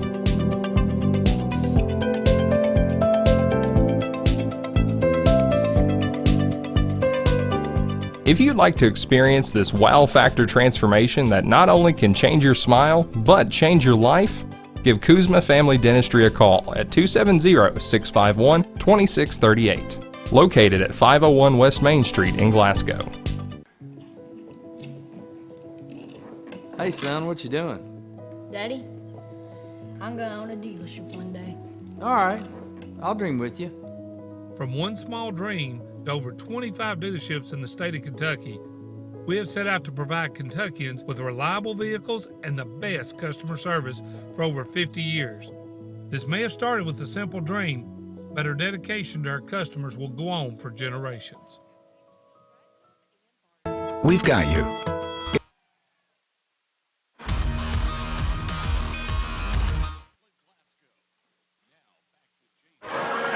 And it's time for our Barren County Sports Report, brought to you by Riley Dental Group. And John, we're going to run down scores from soccer, volleyball, and girls state golf tournament, and a whole lot more. All right, last night, boys soccer, Bullitt Central 7, Barren County 0. And in volleyball, Warren East 3, Barren County 0.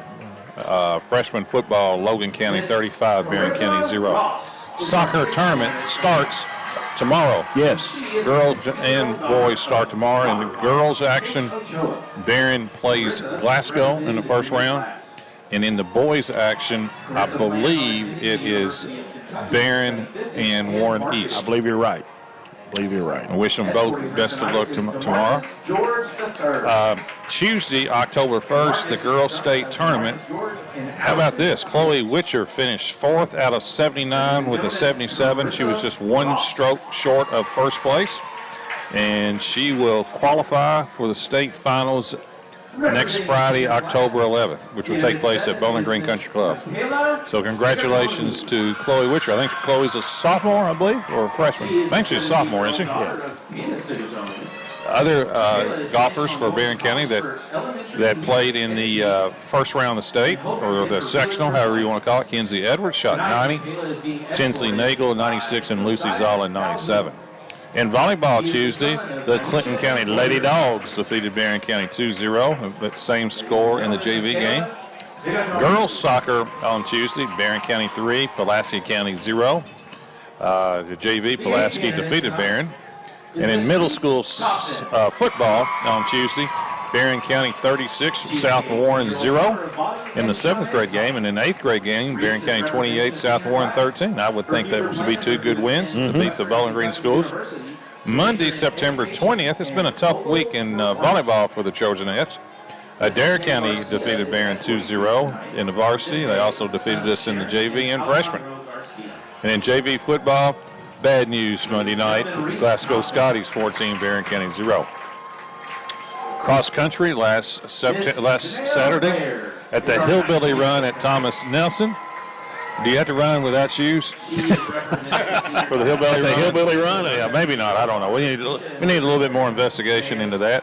Top finisher was Adeline Coleman, who finished 9th overall in the girls 5K. JV 5K, top finisher in the girls was Sam Raymer, who was 8th overall.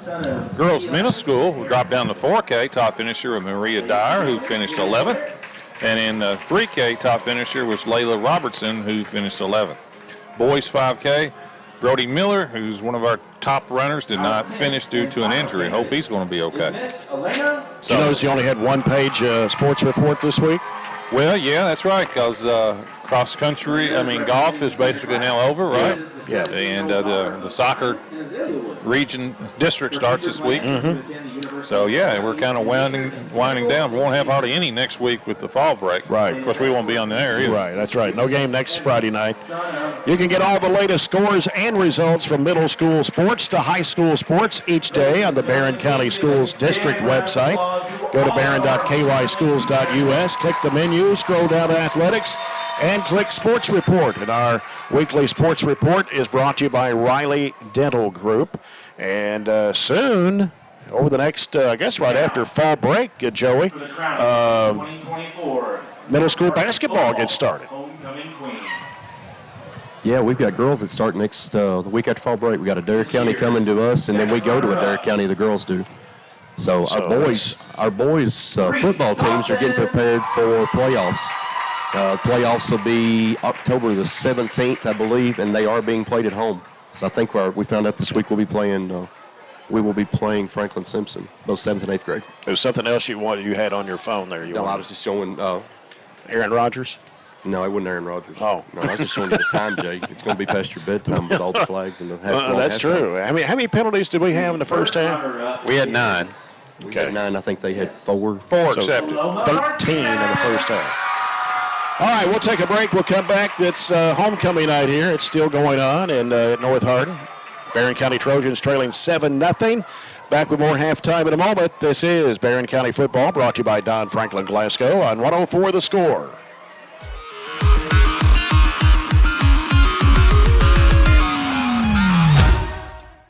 We've got you.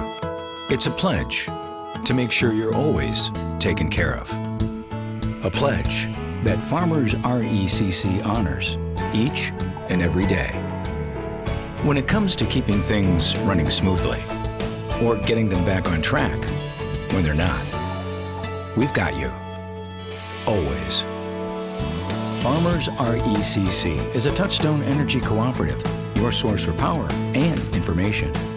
Extreme Health Club and Extreme Fitness for Women, both with 24-hour access. And Extreme Blend Smoothie Bar to help you refuel and recover.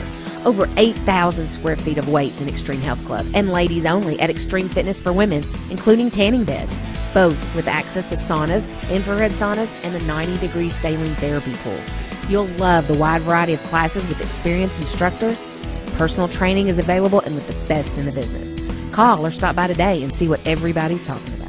Established here in Glasgow, Kentucky in 2008, the People's Bank in Glasgow is still serving you on the corner of Industrial Drive and West Main Street. This is Terry Bunnell, Chairman, President, and CEO of the People's Bank. Not only do we offer a variety of checking accounts to meet your specific needs, we offer a variety of services to make sure not only you, your family, and farm are taken care of, but your business as well. And your money stays local in our community. The People's Bank, now serving you in Glasgow and Cave City. Member FDIC. Welcome to Glasgow, Kentucky. This ain't no ordinary. North Hardin 7, Barren County nothing. Of course, next week is fall break. It's officially started, fall break, but no game next Friday night. So 2 weeks from tonight, we will be back home at Trojan Field as the Warren Central Dragons come to Barren County for a district game. And Warren Central playing Central Hardin tonight, just a few miles away from us here, over in Cecilia, Kentucky. I don't have an update score. Anybody else got one? I don't. I was thinking about this homecoming. You was thinking about this homecoming? I wonder why every school has homecoming. Looks like to me, I'll throw this out, Jay and Robert. Looks like you ought to qualify if you win the Barren County homecoming. There ought to be like a regional of the 16 schools in our region, and they all go to a regional tournament for homecoming. And then if you win the region, you move on to the state. I think I've come up with a great marketing idea. Yeah, that's right. And you know what happens when you have great ideas like that? Somebody else steals them. You become in charge of such an event, so we'll nominate you to get that going. I'll do it for a nominal fee. From the Trojan Academy principal and the middle school principal, Coach, we were exactly thinking the same thing I was thinking, what Robert was thinking. A nominal fee. So, Joey, you got some information about Franklin Simpson have a power outage? They had a power outage at Franklin Simpson throughout the city. At the stadium, so Glasgow and them, I would say if there's a power outage that they didn't have lights and scoreboard and all those things, so they may be delayed for a while. That was about an hour ago when that happened. They may be back and going now. The last score on Central Hardin is still 7-0 over Warren Central, and that was right before halftime. Okay. Any other scores? I don't have anything else. You want to do some? I don't have much new scores. Franklin Simpson was up 21-14 over Glasgow right before halftime. Before the lights went out. Russellville 28, Ballard Memorial 8. Kind of some of those are some old scores. Here's a halftime score. Hart County 27 Adair County 15. Fort Campbell's up 15-14 over Edmondson at the half. Warren East is up 16-7 over Allen at the half. Paducah Tillman still leads 21-7 at last check there. Let's see if we got actually that updated score, 35-7 now, Paducah Tillman over Logan. That's not much of a surprise. So there's a few scores. We'll see if we can scroll through and get some more here in a minute. Aaron Russell heading up the BCHS live feed, or live stream tonight. How many views we got, Aaron? You've got a number for us? We had 350 earlier. We're right at 342. Yeah. We've had 1,300 come on at some point tonight. We've got 350 watching now. Does that mean they came on and didn't like what they heard and they just turned it off, or what? Just checking in. Just checking in to see what the score was. I don't really like that percentage. Of course, we got folks on the way to Florida. We got folks headed out of town. We got folks still at home. We got folks getting ready to go on fall break. Whether they're listening or watching, or you can text us. We're not talking about coffee tonight as we did last week. We're just kind of want to know who's out there and who's listening and who's on their way to Florida, who's already in Florida. You do have an extra long halftime tonight, though, because you have homecoming, and it took them about 5 minutes to get started. We were done with our halftime reports, and they hadn't even started the 15-minute clock. So you've still got a minute countdown, and then the warm-up another period. 3 minutes. Yeah, so we got more, and we don't have any more breaks. So we're kind of hanging loose here. John, you and James will not have a Brown Sports Bag Monday. Is that right? That's correct. We are not on the air. So a normal Monday afternoon at 4 o'clock Brown Sports Bag will not air. I think James may be out of town. Or going out of town. Hey, I'm taking a few days off or something. I'm ready. I'm willing and ready. But no, James needs he does a whole lot. You can't move over to the captain's seat? I'm not qualified. You don't have your license? Because I don't know what I'm doing. Coach, I think you could do a really good job talking about a regional homecoming. Yeah. You could come up with a lot to talk about for that time frame. I could talk. Getting on the air is another question. You could do it. The John Butler Variety Show. Maybe a show on how to get on the air. It took us 4 hours at one time. We did it by ourselves with that Jay to get on. Yeah, I missed that one night. What happened? It was a long time ago. It's been a while. Was I graduating or something? I don't know what you were doing. Don't want that to ever happen again. So if you were in charge of setting this equipment up at a ball game, you couldn't do it. Couldn't. Now Robert could do it. I think he set it up before. I could. And actually, I've watched him do it. I'd just be sitting there, and he's just hooking the headsets up, the microphones, and I feel like I'm in the way. I really don't know what I'm doing. I've watched too, but hey, I mean, I respect what you do. You know, the only thing about technical problems is when you can't get a wireless mic to work. But Joey is sitting right here beside of us. It works fine. It's when he gets, I don't know if it's the distance or whether it's interference on that side of the field. I don't know. We had about the same distance. I think it was. Or whether it's Fort Knox, as Bratcher said a while ago. It was farther at Warren East than we are from here. Would it work on North Hardin side? We may try that here. I tell you what, though, there is an absolute ton of people here tonight. They have a miniature football field over here where all the kids play. They've got food trucks over there. This place there's people everywhere. They may clear out a little bit after homecoming. I think it's homecoming. It may be pink out tonight. It's little cheerleader night. They've got like 7 different things going on all at the same time, and there are people absolutely everywhere. Including, we've got a great section over there. It's almost for the fall break deal. Yeah. Oh, good crowd. That's what 7-0 would do. Yeah. 6-0. I'm sorry. We've had a lot of students to travel up tonight too over there in the section, and you all made mention earlier. I heard Jay say they were getting loud. They're supporting their kids, and I know our kids really support that. Really appreciate that, and so do our coaches. So. And I guess some of those are packed up, ready to leave in the morning, aren't they? I'd say they got their vehicles packed for tonight. Okay, here's another halftime score. Caverna 44, Fulton County 6. Is that what you expected, John? Yes. Yep. It's going to come down to Caverna and Russellville in that district. Caverna can score. Yeah, they've been known to score this season. They can score. They may have a little bit of an advantage. Against Ballard Memorial? No, I meant like in the district. I think they're the favorite to win. I don't think there's any doubt about it. You think they'll beat Russellville? Yes, I do. Well, this is the final 3 minutes that's being kicked off the clock here, got 30 seconds. Okay. North will receive it, and be interested to see what kind of adjustments we made at halftime. Defensively, we don't have to do anything, and I'm not sure there's a ton we can do other than I kind of mentioned the bag of tricks earlier. You're not pulling out hook and ladders and a bunch of different stuff to try to gain 10 or 15 yards at a time, but I think you just have to chip away and get chunk plays, continue to stop them on defense, and they're kind of settling in a little bit. I think they're obviously in a position in the district they're not necessarily used to. Central Hardin has been good over the years, kind of giving them some battles, but right now they're clearly the favorite in the district, and we're giving them a run for their money, something that we're not used to coming up here and being able to do. We were in a position a couple years ago in the playoffs where we were kind of in a very similar position, made it a really good game, but they pulled away in the second half. So this is a big series defensively. You get down 2 touchdowns, I say it's really, really hard to come back, but you get a deflection and a pick six, it's a completely different ballgame. We're getting ready for the Farmers RACC Jackie Browning Memorial second half kickoff, our third quarter of action, sponsored by Extreme Health Club and ATM Media Solutions. And let's see, we were diving for that ball, and looks like North Hardin will have it, though. We tried an onside kick, and it went just a little bit too far. Yeah. So North Hardin will have it with a pretty good field position here at their own 42-yard line. John, what do you think about that one? I'm okay with it. I mean, it was, I guess it was onside. It wasn't kind of a cross between an onside and a squib kick, so it's okay.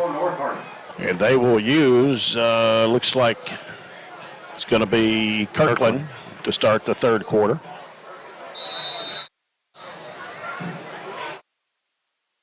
Third quarter here, 7-0 North Hardin. With 3 receivers here on the near side. One split out wide right. Here's Kirkland. Quick handoff. And Wells. That was Corbin Wells. Yeah, good play by Corbin Wells. Just kind of flew in there. No gain on by Boyd. 2nd and 10. It seemed like they ran the ball a little bit more with Kirkland, but Kirkland was the kid that did throw the strike on the touchdown. He was the one that opened the game for him, right? Yes. So we got Boyd to the left of Kirkland with 2 receivers each way. Out of the gun, coming to the left side. Here's Kirkland on the run, 40, 45. Got away from a couple of tacklers. He's still going. We can't seem to wrap him up. And finally brought down at the 43 of Barron. It's a first down. 15-yard gain, and he had an RPO there as he rolled to his left and saw an opening, had plenty for the first down, and then we struggled to bring him down on the next 3 or 4 yards. 4 carries, 33 yards for Kirkland. He does look like the better runner between the 2 quarterbacks. The 43-yard line, first and 10. Got Boyd to his left. 2 wideouts each way. Kirkland dropping back, looking. Quick throw to the left side. Ball gets away. Not sure the receiver, Grimes, had a hand on it. Yeah, it's dropped. Big hit, I think, was that Whalen that caused him to drop it. About the same time he had his hands on it, he got hit. So that brings up 2nd and 10. Ball on the Barron 43.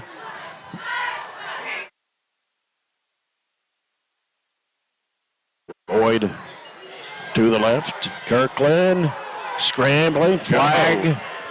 Got a sack and a hold. Yep. We'll decline that one, wouldn't we? Yeah, it was a hold against, they were trying to hold Braden Houchins, and he just broke through it and still made the sack. Be a loss of 2, maybe. Depends on where they spot it. Definitely a loss. Yeah, it's either going to be 3rd and 12 or 2nd and 22. I don't know, another one of those maybe 50-50 decisions. You take it? I think we will. I decline it. I make it 3rd and 10, but either one works. We declined it earlier, didn't we? Yep. And they look like he's still kind of talking about it. Talking to the wrong person. He just made a decision. He was walking down to the other stick there, so he did decline it. Holding against North Hardin. Holding against decline. You give him 2 downs to pick up 22 or 1 down to pick up 10? Yeah. Well, really, 1 down, 1 down to pick up 14. Yeah, 14. Also 4 on that side. 3rd and 14 as they're backed up to their own 40, or the Barron 47. Here's Kirkland dropping back. He's scrambling. Got away from 1 tackler. Now scrambling some more and still going forward with it. And finally going down across the 40 to the 38.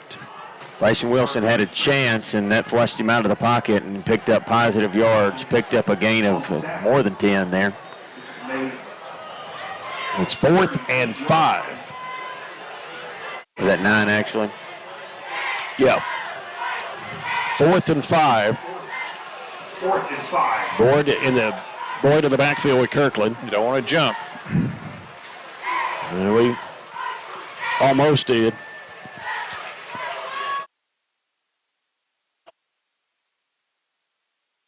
Kirkland just walking around out there.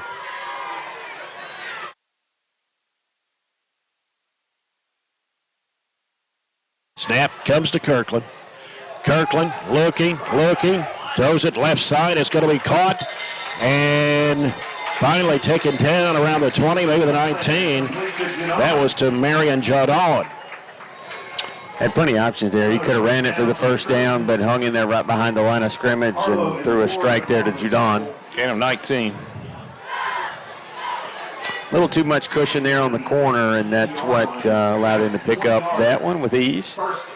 And 10. The ball is at the Barron 18-yard line.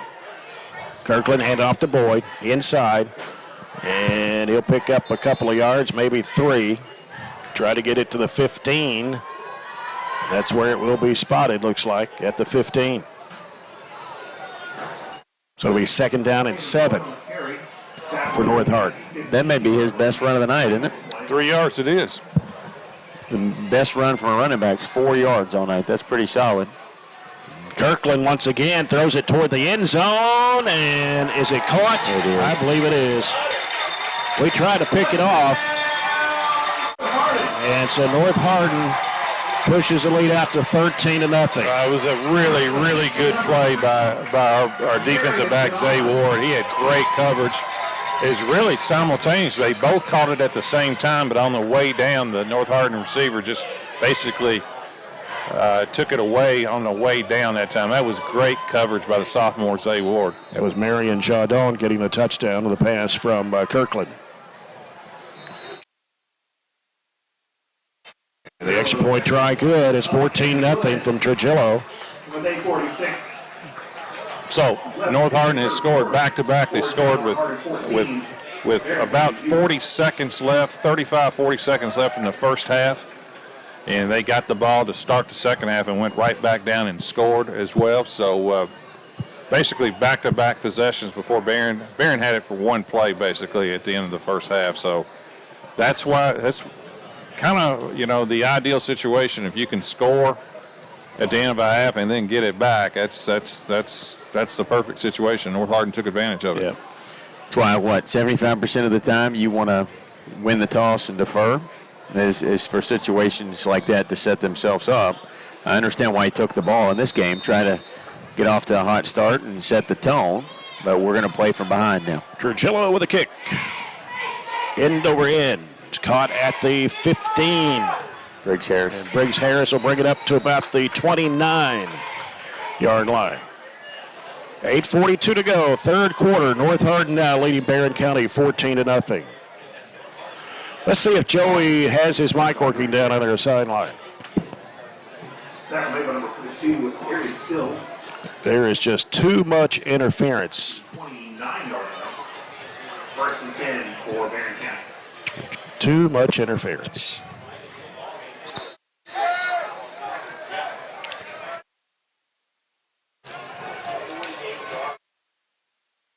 Let's see what the Trojans can do on this drive. Here's Spillman. And he kept it. It's coming to the near side and runs it out of bounds around the 35, I think. Yeah. Maybe the 37. Positive yards that time on the good fake that time by Tate. We'll take eight a carry. Decent little chip there on the edge by Dalen Thomas. 2nd down and 2 for Barren County. Only gained 42 in the first half. 25 on the ground was all we were able to manage. I don't think you do much on the game plan, though. You got to continue to have long drives, run a lot of clock, and really use your offense to keep them off the field. Yep. 2 receivers each way. Jordan Harris to the left of Spillman to the backfield out of the gun. Drops back. He's looking, throwing it long, and it is going to be incomplete, intended for Dalen Thomas at about the 32-yard line. Yeah, good coverage by North Hardin. They had about 3 around that time. Dalen Thomas on a go route with, I believe, all of our receivers were running go routes that time. Good coverage by North Hardin. It's hard to put on the brakes and try to come back to it. If you do, you almost get run over there, and that's got to be a pass interference, but it's not really something you can kind of do on the fly either. You would think a team that throws it a lot would be pretty good themselves on pass coverage just for practicing it against each other every day in practice. Especially when you have a situation to put the one offense versus the one defense, since they have 11 that go each way. 3rd down and 2 for Barren. Jordan Harris to the left of Tate Spillman. Tate looking, scrambling. Now running back to the left side of the field. Trying to get upfield. 40, up to the 45, and a 1st down. What a play that time by Tate that time on the scramble. Was from the pocket, Tate Spillman. got some good blocks to get him outside, and he just made that play. And Edward Jones Financial Advisors, Jamie Harris and Sheila Perkins, first down for Barron. That moves the ball to the 47. Gain of 10, our best run of the night, and first down. And probably in that situation, we got penalized last week for a man down the field when he kind of scrambled and then threw it. It was a wise decision there. We had a couple guys downfield to kind of keep it on the ground and pick up that first. 2 receivers left, 2 to the right. Jordan Harris back there to the right of Tate Spillman. And a handoff coming to the near side. It's Briggs Harris. And pick up about 7. Got it to the 46. Close to 8. That's a jet sweep that time. A lot of room that time by Briggs. Yeah, good job by a couple of the linemen there, 66 and 60, getting out there on that right edge. That's Charlie Poland and Bertram out there. Best drive of the night for the Trojans. Second down and 3. 7:15 to play. Third period. North Hardin 14, Barren County nothing.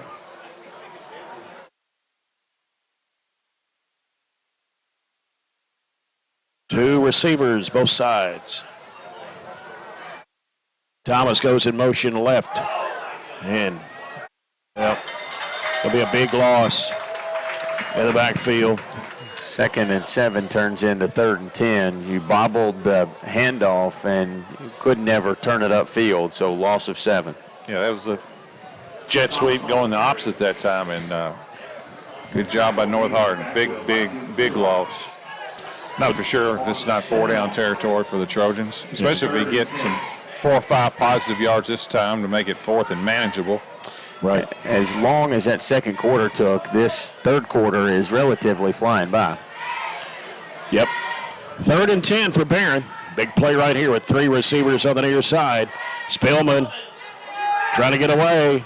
Got a lot of pressure. And the pass is complete. Coming to the 30.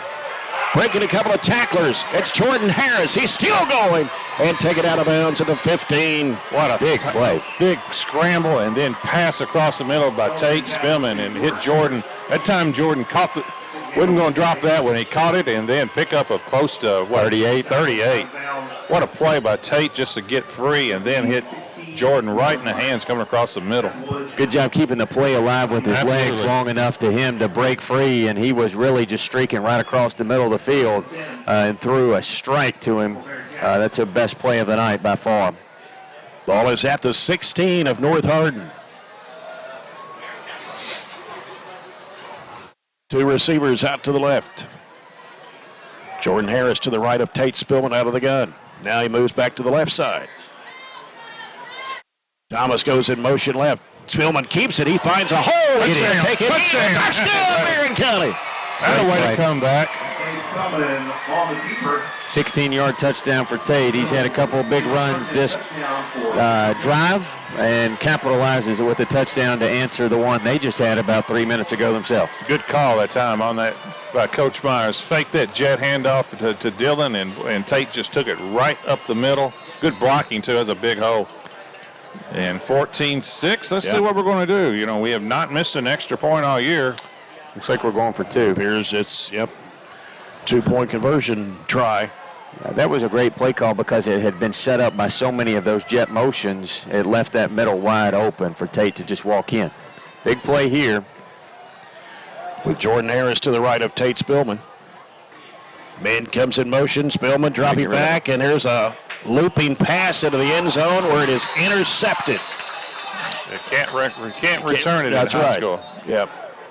And Spillman got nailed when he got rid of the football. So it will stay 14-6. The Trojans are on the board now with 5:57 to go in the third quarter on Tate Spillman's 16-yard run.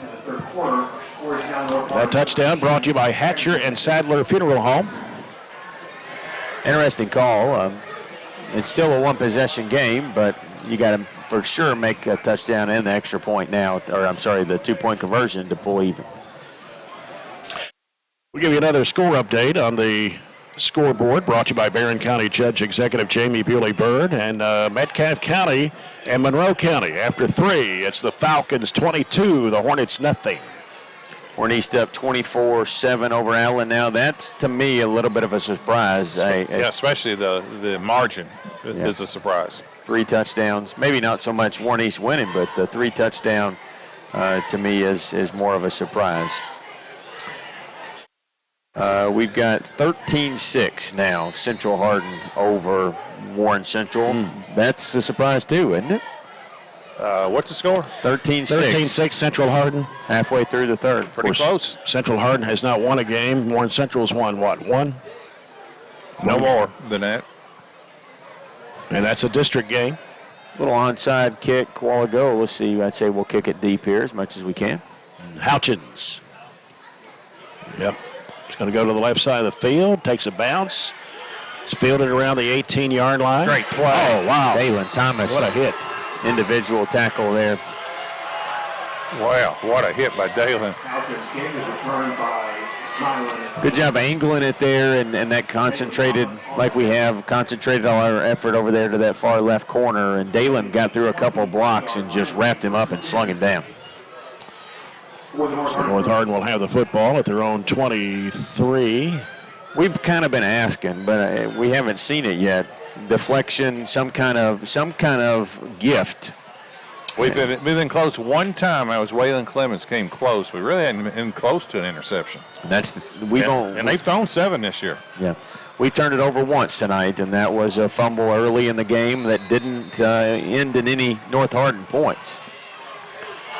DJ Loggins is back in at quarterback for North Hardin. So he drops back. He's looking and scrambling now. He's on the run. Flag thrown. He's coming back. And tackle was made right around the 33. We declined the last hold, but we'll accept this one, and that will put them back inside or around the 10.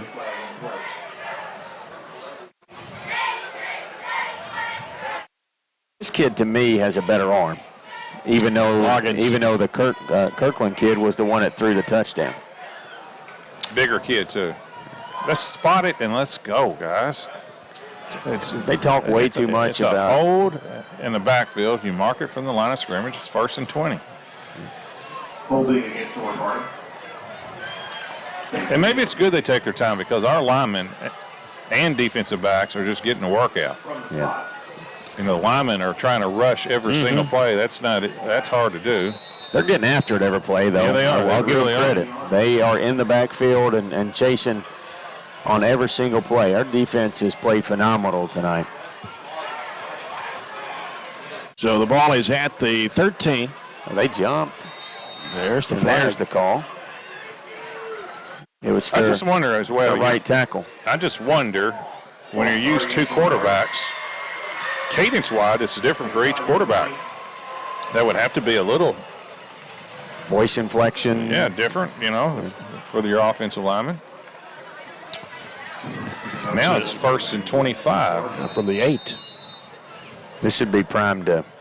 Do you load it up or play conservative now? I'm not playing conservative. Load it up, go after him, I mean. Snap to Loggins. Handoff is to Boyd. Get him. And they're going to push him back into the end zone. Forward progress is going to mark him. Yeah, it will. Around the 5, maybe the 6. Colton Thomas, just a nice one-on-one hit in the backfield. It's a loss of 1 at least. I'm talking about for us now. Do we send more? Do we kind of to get after them or play? Well, you don't want to give up a big play on 2nd and 28. I'd just rush 4 and keep them in front of you. Yeah. They're going. One of these passes is going to be one of these go routes. I guarantee you. Loggins dropping back out of the end zone. The pass is going to be caught on the near side. Make a tackle. And tackle made right around the 10. I was worried a little bit. That was a face mask the way he kind of slung him down and went after him. But Grimes, the receiver. That was Bird on the tackle. Gain of 5. Got it to about the, 12? 11? 11. 3rd down, about 23. Same thing. Just keep them in front. 3rd and long. To the left of Loggins. He drops back again. He's looking, scrambling, and in trouble, being chased, trying to run everywhere, and finally got him down across the 22-yard line. I was hoping somebody could come from behind and knock the football out, but we just couldn't quite get him. But we did contain. That's a pretty decent gain. Houchins and Harlow on the tackle. 11 to the 23, 22, so 11-yard gain, and they will be in punt formation. 22-yard. Beerley back at the 50 for Barron.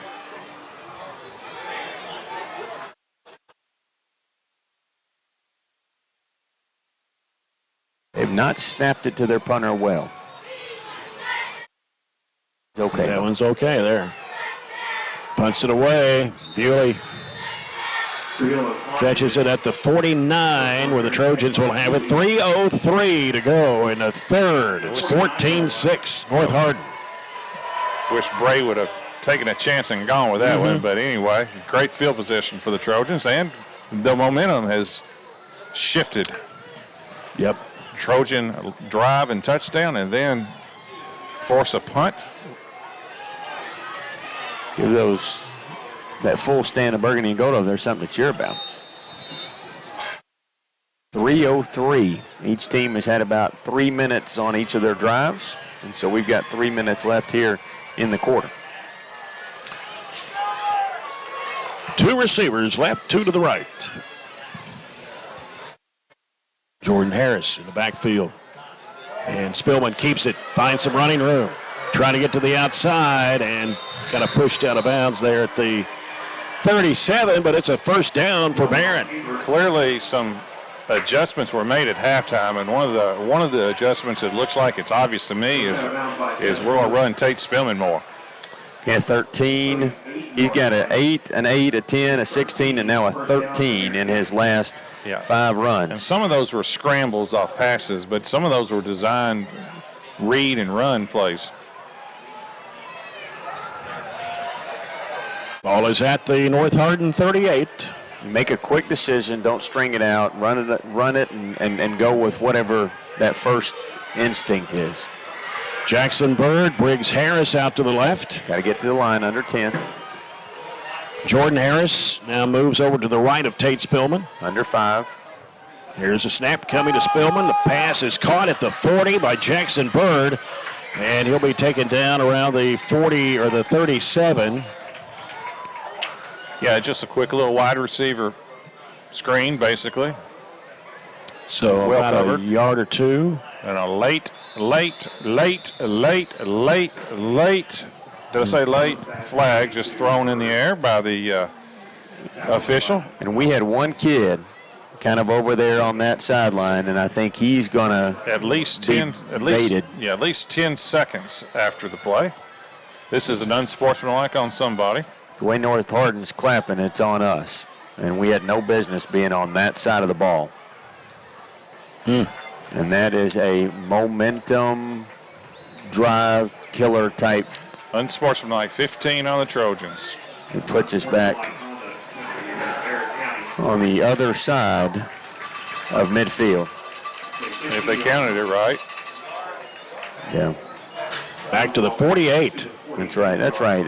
That's just complete nonsense. We have no business talking, being over there, any of those things, and that's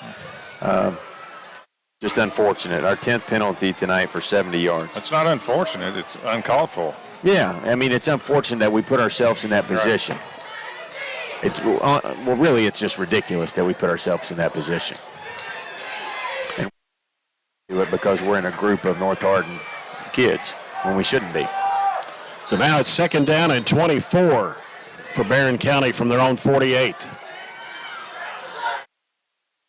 Snap comes to Spillman. Spillman running with it, 50, 45, 40. Runs it out of bounds around the 37. Got a lot of it back. They did get a lot of it back. Boy, he's playing well right now, Tate Spillman.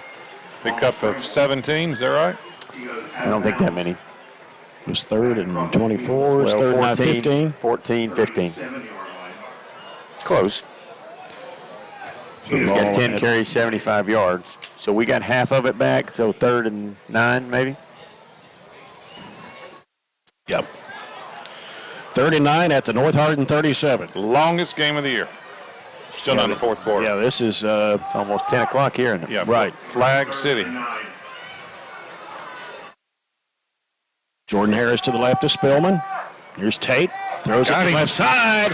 He's trying to go and brought down from behind. Jackson Bird. That was a deep slant. Great pass, too, by Tate. Hit Jackson right in stride. Jackson got in front of the North Hardin player. Big first down converted on it.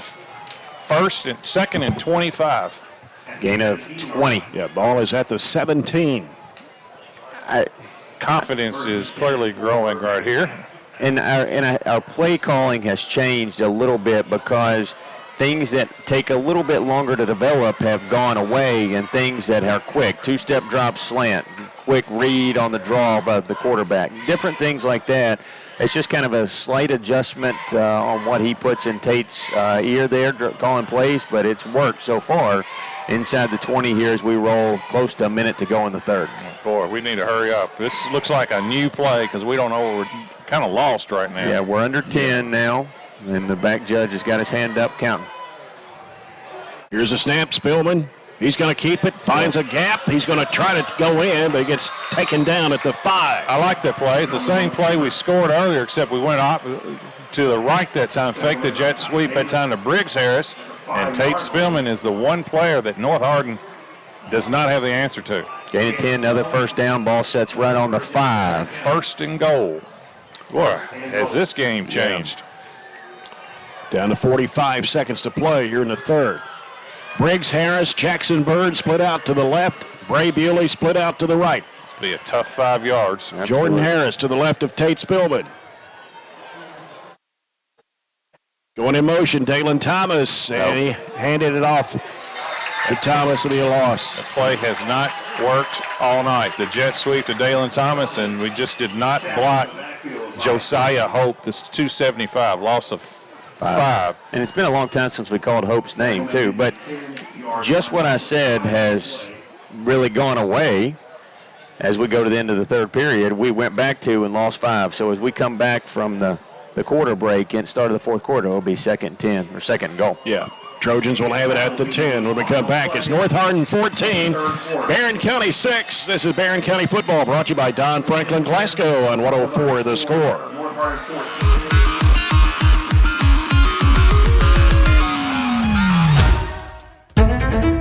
Welcome to Glasgow, Kentucky. This ain't no ordinary small town. This is Broadbandville, USA. People here weren't willing to sit around until one of the big telecommunications companies got ready to wire them up. They just decided to do it themselves.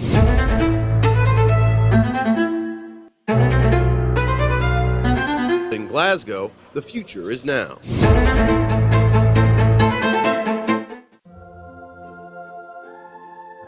Growing up is realizing that everyone who told you to eat your breakfast when you were little was actually eating this for breakfast. It's your turn to take your place at the breakfast table and savor the taste of culinary independence with freshly toasted bagels at McDonald's. Indulge in the breakfast you've always wanted and start the day off the right way, your way. Ba-da-ba-ba-ba. You got to keep exploiting the middle of the field, whether that's Final 12 minutes here at North Hardin High School in Radcliffe. Trojans of Barren County trailing 14-6. They have it at the 10-yard line. This fourth quarter brought to you by CPC Commodities. Proven at our farm, made for yours. Jay Turner with John Butler, Robert Bauer, Joey Punch, Aaron Russell, our BCHS Live crew. Chris Pratcher on the controls. Got a good one. Yep, 14-6. Trojans trying to punch another one in here to at least try to get the game close to tying. Here's Spillman rolling out right. He's got some pressure, goes to the sideline, throws it and way past the end of the end zone, and he had a lot of pressure. There's a flag. We'll see if they say he was out of bounds. He threw it out of the back of the end zone. Is there a flag, or that just people on the sideline? There's one here at the about the 10. An eligible man downfield, so he threw it. It doesn't matter if it's completed or not because he threw it. I feel like they'll decline that penalty, but I don't know. Well, one thing about it, it'll take a week to decide. that's why it's not just there's flags. It's how long it takes to enforce these that makes this game so long. 3rd and 10, clearly 4-down territory. You got 2 plays to get 10 yards, right? Yeah, I don't think we're even considered a field goal. Hadn't kicked one all year. And it really wouldn't help us right now. I mean, it would get us 1 score. Still a 1-score game for certain, but. Barren County sends 3 receivers out to the left. 10 tough yards. Jackson Bird is on the right. And Spillman finding a gap, trying to make his way, but he gets to about the 5. Got half of it. Yep. He had Jackson streaking on the backside there. Couldn't get it to him and decided to pull it down and run. 12 carries, 90 yards, and this will be the toughest 5 of the night. It's a long 5 on the other side of the 5-yard line. Timeout, Barren County. Trojans take their first timeout of the half. This timeout brought to you by Scooters Coffee. Again, no game next Friday night, but we'll be back at Barren County 2 weeks from tonight to take on the Warren Central Dragons at 7 o'clock. Only got 2 home games left. Warren Central and Allen County Scottsville. It'll be a while before we're back home. We got fall, obviously, this away game, last week's away game, and then next week fall break. It'll almost be a month. Yeah. But fortunately, we've almost played at home the whole first half of the season, right? Yeah, for the first 5, we're at home. And we had 6 home games this year. Grayson County beats North Bullitt. Grayson County having a pretty good year. They're 6-1 now, 34-7. All right, John, you're offensive coordinator. What do we do? Something with Tate Spillman. He's going to be on the move somewhere. Going from the 5. I wish we had a wide receiver screen where we could block for Dalen Thomas, but I haven't seen that play run very often.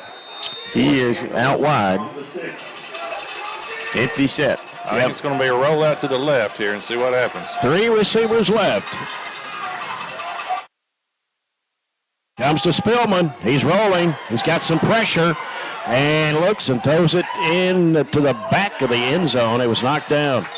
That's tough. There was a huge crowd there. Yeah, we actually had 3 receivers to the left, and we went right that time, and Tate just threw it up across basically a Hail Mary to the back of the end zone. Tried to get to Dalen that time, and just good coverage, not enough room to scramble. When you scramble to the short side, there's not a lot of room over there. I couldn't see. I don't think if he had tried to get to the pylon, he would have been able to get there. No, that's why he threw it. Just too far. So need a hold right here. I mean, that's still a long way to go. North Hardin has it from their own 6. It's Loggins back in at quarterback. Calling out the play. And there's the handoff. That's to Boyd, I think it is. Is it Johnson? No, Johnson's 24. Yeah, gain of 6 on a play. Boyd's 22. Johnson's 24. It was 2nd down and 4. We can't let them in about 2 or 3 plays just flip the field on us. We need to keep them deep. Snap comes to Loggins. Loggins now looking, throws a pass. Incomplete. Dropped it there at the 15. Yeah, he dropped it because of the hit by Briggs Harris that time. Briggs broke on the ball and got there right when the North Hardin receiver caught it. Good job by Briggs. 3rd and 5. And 4 yards to go. 4 in the 4th quarter here. 14-6 North Hardin. I want an interception. Here we go again. We just jumped again for the 17th time. Wow. First down. Yep. All sides. The left side of the line. 11 for 75, and if you go back and highlight the number of times they've got a first down by penalties, it's going to be disgusting to you. Moves it to the 18, and it's Loggins. Loggins scrambling now, got some running room, And brings it upfield, gets tackled around the 28, maybe the 29-yard line. Thought they got away with the hold And a on first Wilson down. that time. But, Massive hold. This got away with it. The umpire has been relatively quiet, pulling his flag out of his pocket there on those holds. Big game. To the 29. Handoff was it Johnson? It is Johnson. Johnson picks up a yard, maybe 2. Johnson on the carry. Give him 2. It's going to be 2nd and 8. Barren County football on 104.7 FM, 1230 AM, WCDS Glasgow. Online at 104thescore.com. Here's the snap coming to Loggins. Loggins scrambling now and almost, somebody got him by the ankle and he kind of lost his footing and went down right at the 30. So a loss of 2, I believe, close to 2. I was going to say, did they change how they play to try to use clock or different? I don't think they're built to be able to change things, are they? Well, you don't have to snap it within 5 seconds if you want to. But we've been up here several years in a row, and they don't usually change based on situations. We jumped again. Jumped again, and that was not just 1, it was 2 or 3. And, for whatever advantage we're gaining out of that, it's just not worth it. And Tate this time kind of takes charge from that safety position and just says, guys, back up. We got to do something different. So that moves the ball to 35. It's 3rd down and 4 for North Hardin.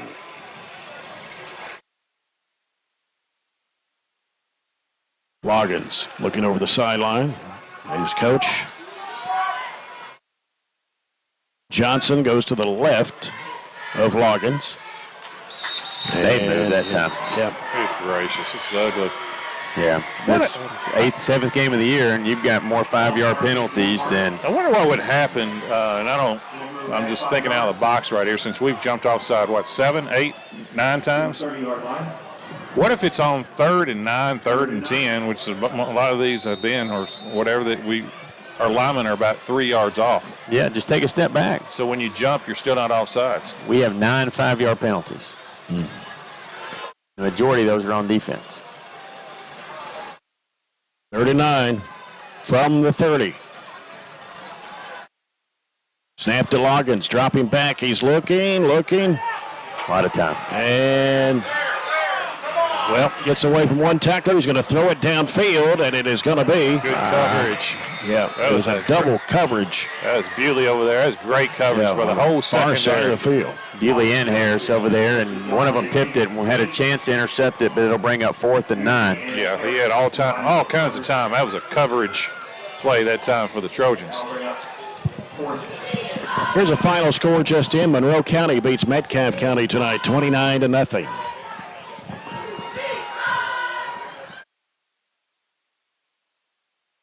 Ray Bewley back to receive the punt.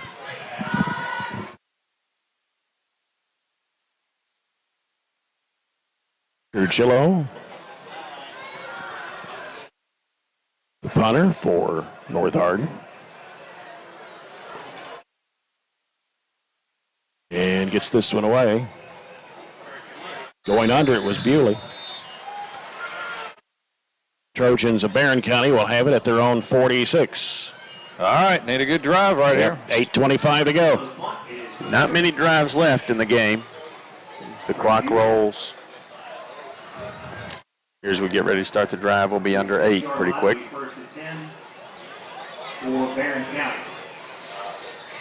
course, they're on Eastern time here in Radcliffe. It's 10:07. 8 o'clock start, so this game is over 2 hours long. We still haven't got halfway through the 4th quarter. All the penalties.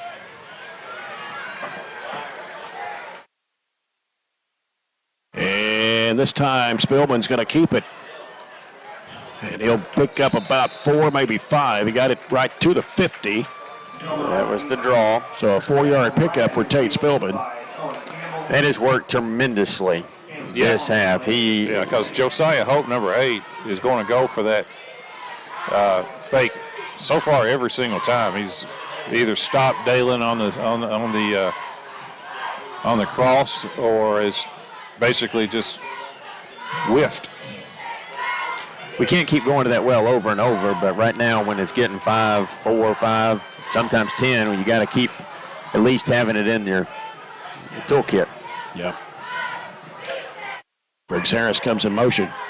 And Spillman under pressure, and he is going to get sacked. Back at the 41-yard line. That'll be a loss of about 9. Yeah, it was 66. Christian Dimatulak, 6 foot 250 on the sack that time. So that's going to bring up 3rd down 13 with a loss of 9. This back is to the 43. This is not all in. No. This is one play to get 12. Yeah, our defense has played too good. That's exactly right. We don't get it, we'll punt and try to hold them. There's a time you push all the chips to the middle of the table, but this is just not it. Nope. with still half the quarter left. Now, if we get half of it back, we may go for it at the 50. Right. But still then, I think it probably, we don't have high school analytics, but it probably still leans towards punt. Spillman on the count. Dropping back, looking, still looking. Going to throw to the right side of the field, and it's going to be caught by Bray Bewley, and I believe he got the first down before he stepped out of bounds. He got it. That's correct. He got the right-footed spot right there.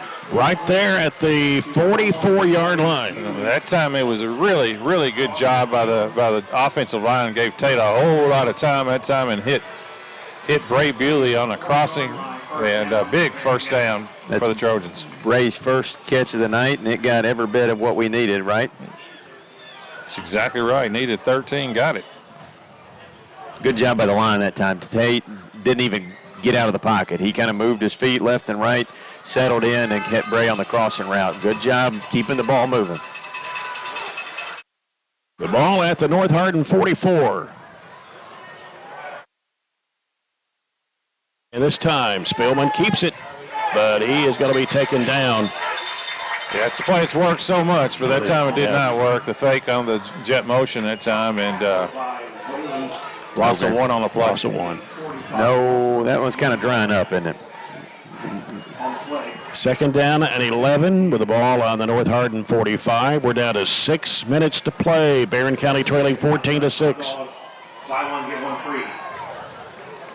You can get 2 hot dogs. Jackson Bird to the right. 3 receivers on the left. Jordan Harris to the left of Tate Spillman. And Spillman looking, scrambling, and a fumble, and North Hardin picks it up, and they're running downfield. Incomplete. Okay, that's a break. His hand was going forward. I think the ball got knocked out before it got too much forward. But the side judge, once you call it incomplete, there's no review in high school. So that's what they call it, really? Yes, incomplete? right. Side judge came in, waved it off very quickly. I think we got a break. Yeah, North Hardin not liking it. So it's not. I mean, we're all the way back up here. It's 3rd and 11. Wow, that could have been easily North Hardin ball, or at least 3rd and a half mile. 20. Big break. We got to take advantage of it. We stay on their side of the 50, and even though it's 3rd and long, it's better than North Hardin 1st and 10. Bray Bewley, Briggs Harris, Dalen Thomas out to the right. Left side is Jackson Bird. Jordan Harris to the right. Spillman throws. A pass is complete to Thomas. There's a flag. Roughing the passer, automatic first down. Yeah, roughing the passer on number 8. That's the big kid for North Hardin. He just basically hit Tate right in the face, basically, late. There's only a couple things that are automatic first downs, and the roughing is one that would still get us the first down based on yards. Even though Dalen was able to catch that and get a couple, we'll take the automatic first down via the penalty. That was the right call, too. That was it'd be unsportsmanlike at any level. Credit Tate seeing that, a couple seconds before it developed and trusting Dalen where it was.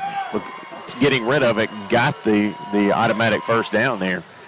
So instead of 3rd and long, or really it had been 4th and 9, we get the automatic first down. The ball will be inside. They don't know where they're putting it. They really don't. I mean, it's 15 yards. Do the math. They get it right to the 30. 30-yard line. And I'm not sure that. No, it's about 2 yards too much, but it's all right. We'll take it. It's wow. Keep moving the ball, fellas. Yep. Down to 5:25 to play. Backfield split. Spillman's under center. And he's going to hand it off. It's Dalen Thomas working around the right side. Run over somebody. And flag on the play. Yeah, the same guy that called the personal foul, roughing the passer, then threw a flag way across the field. I don't know how he saw whatever he saw. He's going to bring that back. That's the umpire who has not called a hold all night long. All night long. I think he felt guilty for calling it. And he called a hold on us. And Dalen ran over 2 kids to get to the first down. That was his best and it may be a hold, but I just don't know. The guy that made the call is on the North Hardin side. The play went to the Barren County side, and he threw the flag. Seriously, he threw the flag probably 15, 20 yards. Ultimately, what I think he felt guilty about was giving us a 17-yard penalty instead of a.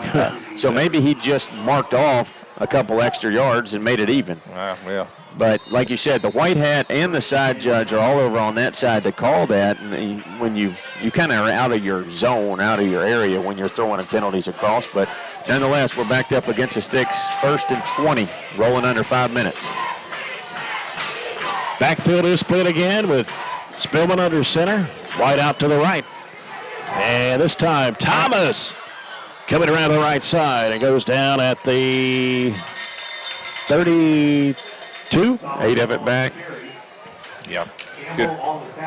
Again, good blocking, good little scheme that time to give Dalen just a little run, just a little. He hadn't had much of an opportunity tonight to pick up anything. He's generally dodging people before he gets to the line of scrimmage. Dalen's had a tough go of it. He's got 7 carries and just 3 yards. 2nd down and 12 at the North Hardin 32. We're at 4:13 to play. Trojans of Barren down 14-6. Wide out to the left. Spillman fakes a handoff. Scrambling to the right side of the field. Runs it out of bounds around the 40-yard line. Got a couple. Or 30, I'm sorry. The 3rd and 9, got 3. Was it put it at the 29? 3 on the play. 3rd and 9. I would say you're definitely, no doubt about it, in 4-down territory. Yeah, you're in a position where I'm not sure if you don't get it, you don't get the ball back. Yeah. Barren County with it on the 29. Spillman out of the gun. Rolling left. Cutting back. Getting to the outside. Going to throw it toward Briggs Harris. Almost. Had to turn his body all the way around. Would have been a Sports Center play. Yep. I tell you, also had I thought he was going to run, to be honest with you. He had some room, but he also had Briggs one-on-one with the defensive back. Yeah. So to bring up 4th down and 9 on the North Hardin 29. Timeout. We use our 2nd timeout of the half, and that's one of those, in hindsight, you want to give Briggs a chance, but you also, have an opportunity to get a brand new set of downs or get more in 4th and, 2 or 3. You can't fault Tate either way. Timeout brought to you by Scooters Coffee. Here's another update score. Warren East leading Allen County Scottsville 31-15 after 3 periods. Well, Allen has cut in a little bit to that, but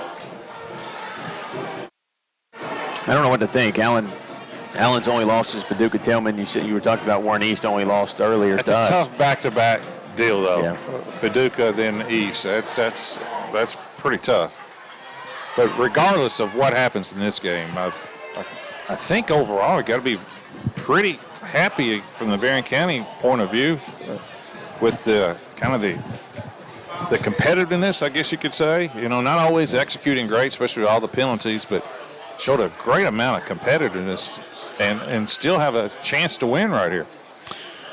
Caverna racks up 60 points tonight and beats Fulton County 60-12. Where was that? Was that it? That's at Caverna. That's at a horse game. So yeah, long bus trip for either one, isn't it? Or a boat trip. Yeah.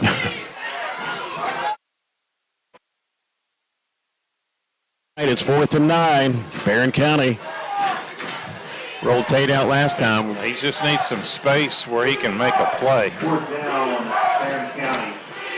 And Spillman with Jordan Harris to his right. 2 receivers on both sides. Now Harris switches over to the left. And in motion is Briggs Harris to the right. And here's Spillman. Looking, throws to the right side. And did he make it? He got him. Was he inbounds? Somebody make a call. Yes, first down. Okay, well, all right. Needed big play right there. That's Jackson Bird, yeah. I mean, I was just kind of waiting for a signal. Never did really get one. Everybody kind of looked at everybody else, and I think it was an obvious call, but nothing's been obvious until it's made tonight. That's a good call. Sent a couple guys long on that side, and just curled Jackson Bird back right at the sticks that time in a great pass. Again, good pass protection that time by the offensive line. Ball just inside the 20 at the 19. And it's Spillman keeping it, going through a little hole there, and squirts his way through and gets down inside the 15, down around the 12. Probably our best, most effective play of the night is Spillman right up the middle. Gain of close to 8. So it's going to be 2nd and 2. Let's give him 8. He's got 95. 17 for 95. Well, he needs at least 107. If you add 12 to this one, be a touchdown, right? Yeah. You get too crammed to do anything fancy like the wheel route or anything in this area. You've got to, that's why these were tough yards a while ago as we roll under 230 here when the play gets off. Jordan Harris to the right of Spillman, 2 receivers each way, and Spillman trying to work his way in, and he'll be stopped inside the first down. 10 to about the 8? Give him the 8, but more importantly a first down. So we've got 4 plays to score here from. Well, they didn't give him the 8, they gave him the 9, maybe not even the 9. You never know how they spot it, to be honest with you. First and goal at the 9 for Barren County. 2:10 to go, down 14-6. We just got 1 timeout, but, you got plenty of time to run 4 plays. Yeah, got to score and go for 2. Taking a long time here to get this one off. Yeah, Bird and Harris over on the left side this time in a wideout spot. And a snap to Spillman. He's going to go to the right side. Found and kind of made a dive to try to get some yardage, but I think it's right back to the line of scrimmage. Maybe game 1. Just too much traffic over there, wasn't there? That was good. Didn't have any room. Well, that was good defense that time by North. Got 3 more shots at it. Give him nothing, actually. And now we're under a minute and a half. From the 9-yard line.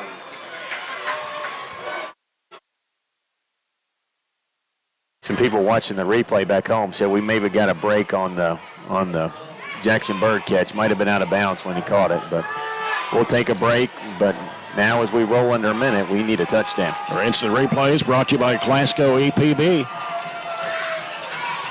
Harris moves over to the right of Spillman. Snap to Spillman. And he's looking to the end zone, the right side. It is going to be too wide.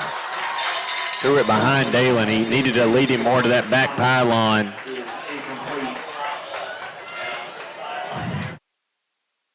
Got 2 more shots. Yep. 54 seconds to play. 3rd and goal.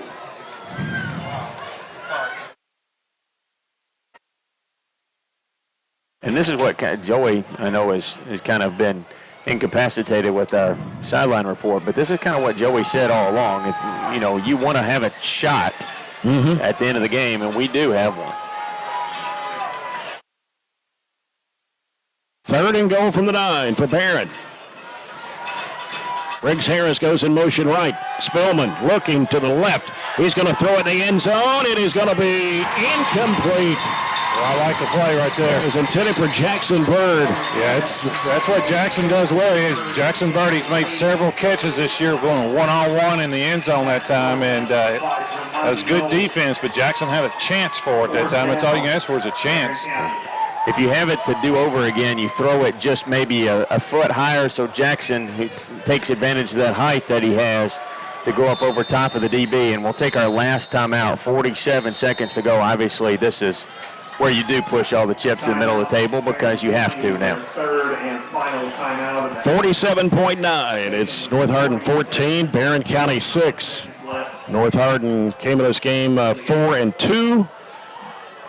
They beat Bullitt East last Thursday night, 26-14. They beat Louisville Pleasure Ridge Park, who's normally a pretty good team, 38-14.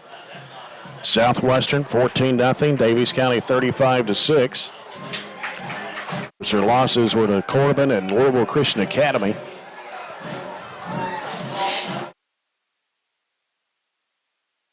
Made a big play right here on 4th and goal from the 9.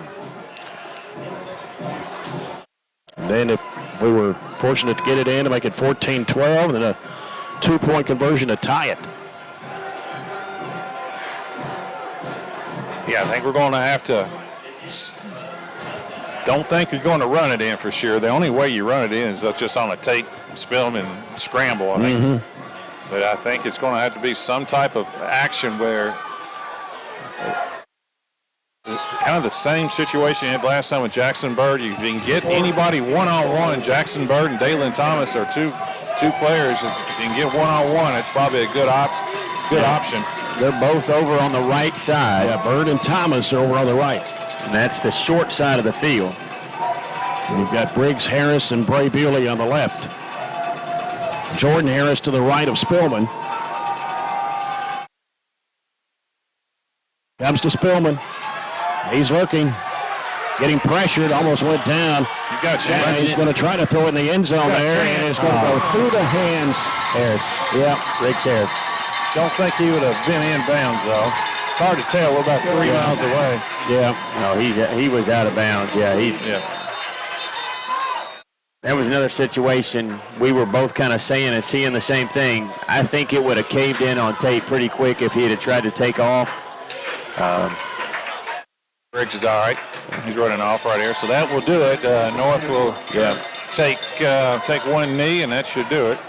But great effort that time for the Trojans. I mean, I tell you what, I'm as sad that we lost, but boy, happy with the effort. I'll be honest with you, I come out of this game feeling better about the team than I did after going 6-0, to be perfectly honest with you. Yeah. Offensively, it was tough going, but the defense played good, and offense played much better the second half. And we'll put a 1 in the right side of the win-loss record for the first time this year, but ultimately, I think we gave North Hardin all they wanted, and ultimately this team is fun to watch. This team never quits. They're competitors. All those things that you want to see. Could we have been more disciplined in the penalties tonight? Yes, but at the same time, we had 2 chances from the 10 to put it in there in the fourth quarter, and just couldn't get it done. But ultimately, we had a chance, which we haven't had here in a long, long time, maybe never. And we've got 2 district games left to give us a shot at a home playoff game. But I think North Hardin is obviously in the driver's seat to get the 1 seed. 14-6, North Hardin wins it over Barren County here on the road tonight in Radcliffe. We'll come back with our SCRTC postgame report in a moment. This is Barren County football brought to you by Don Franklin Glasgow on 104 The Score. Get a great deal on select Kubota equipment. The BX Series is the #1 selling subcompact tractor in the U.S. The versatile lineup is built to help you make the most of your land. Right now, bring home select Kubota equipment for 0 down, 0% APR for up to 72 months on select BX models. Now through September 30th. See us or go to KubotaUSA.com for full disclaimer. Your local Kubota dealer is J&J Sales, 1311 West Main Street in Glasgow. Hey, Hey, Lindsay, it's been really hot, and with warm weather comes pests. Well, Billy, at Southern States, we have bug sprays and pest control products to use around your home. We want you to be able to enjoy the summer pest-free. And outdoor grilling season is also here. Everyone can get their propane tanks for your outdoor grills and fire pits filled at Southern States in Glasgow. Propane summer fills are also coming up. Call 651-6167 or 651-2159 for your local Southern States. And we are now on 120 Cross Street, just off 31E South. Reliable internet and great customer service? Two things you'd like to have? I'm talking local service and quick response when my internet is out, which never happens, by the way. That's exactly the type of customer service you get from an awesome internet provider like SCRTC. Not only do they provide gig speed and superior Wi-Fi solutions, SCRTC backs it up with phenomenal customer service. That is true value in an internet provider. Go to scrtc.com and get yours with an unmatched service guarantee.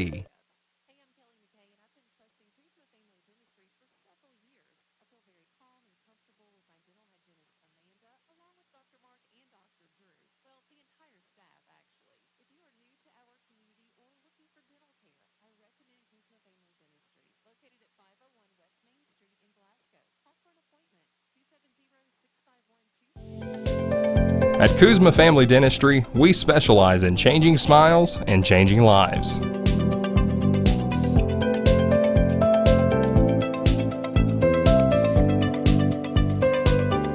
If you'd like to experience this wow factor transformation that not only can change your smile, but change your life, give Kuzma Family Dentistry a call at 270-651-2638, located at 501 West Main Street in Glasgow.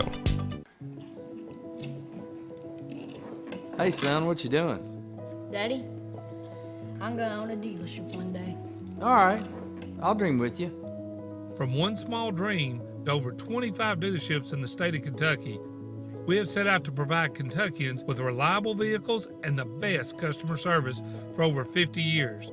This may have started with a simple dream, but our dedication to our customers will go on for generations.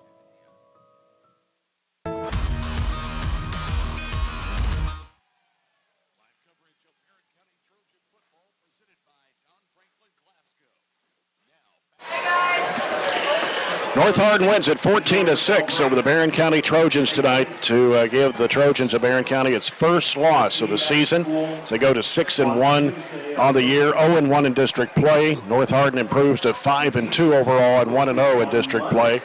This is the SCRTC postgame report. NFL Red Zone every Sunday afternoon on SCRTC Channel 188 or 488 included in the sports package as we look at the scoring summary for the ball game. Brought to you by Southern States in Glasgow and their new location on Cross Street. Trey Calhoun for North Hardin scored the first touchdown of the night on a 27-yard pass from quarterback Kai Kirkland. It was 38 seconds to go in the quarter. That gave North Hardin the 6-0 lead. Andrew Trujillo kicked the extra point to make it 7-0. That was the score at the end of the first quarter and also the score at halftime. Neither team scored in the second. In the third with 8:46 to go, it was Marion Joan, a 15-yard pass from Kai Kirkland to make it 13-0. Trujillo's kick made it 14-0 North Hardin.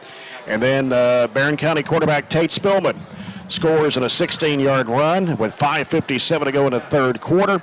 The two-point conversion failed, and 14-6 is her final score.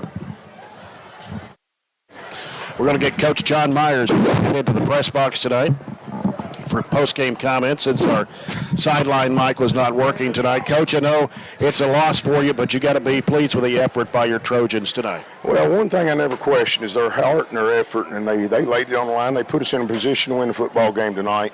We just come up a play short, maybe 2 plays short there. We had the ball inside there, had a chance to score earlier to make it 14-12. Then that drive right there, could have been the go-ahead win, but, it is what it is, but, my hat's off to our kids. We really struggled offensively in the first half. They were just loading the box on us, and we couldn't establish anything on the offensive side, but our defense played such a tremendous football game.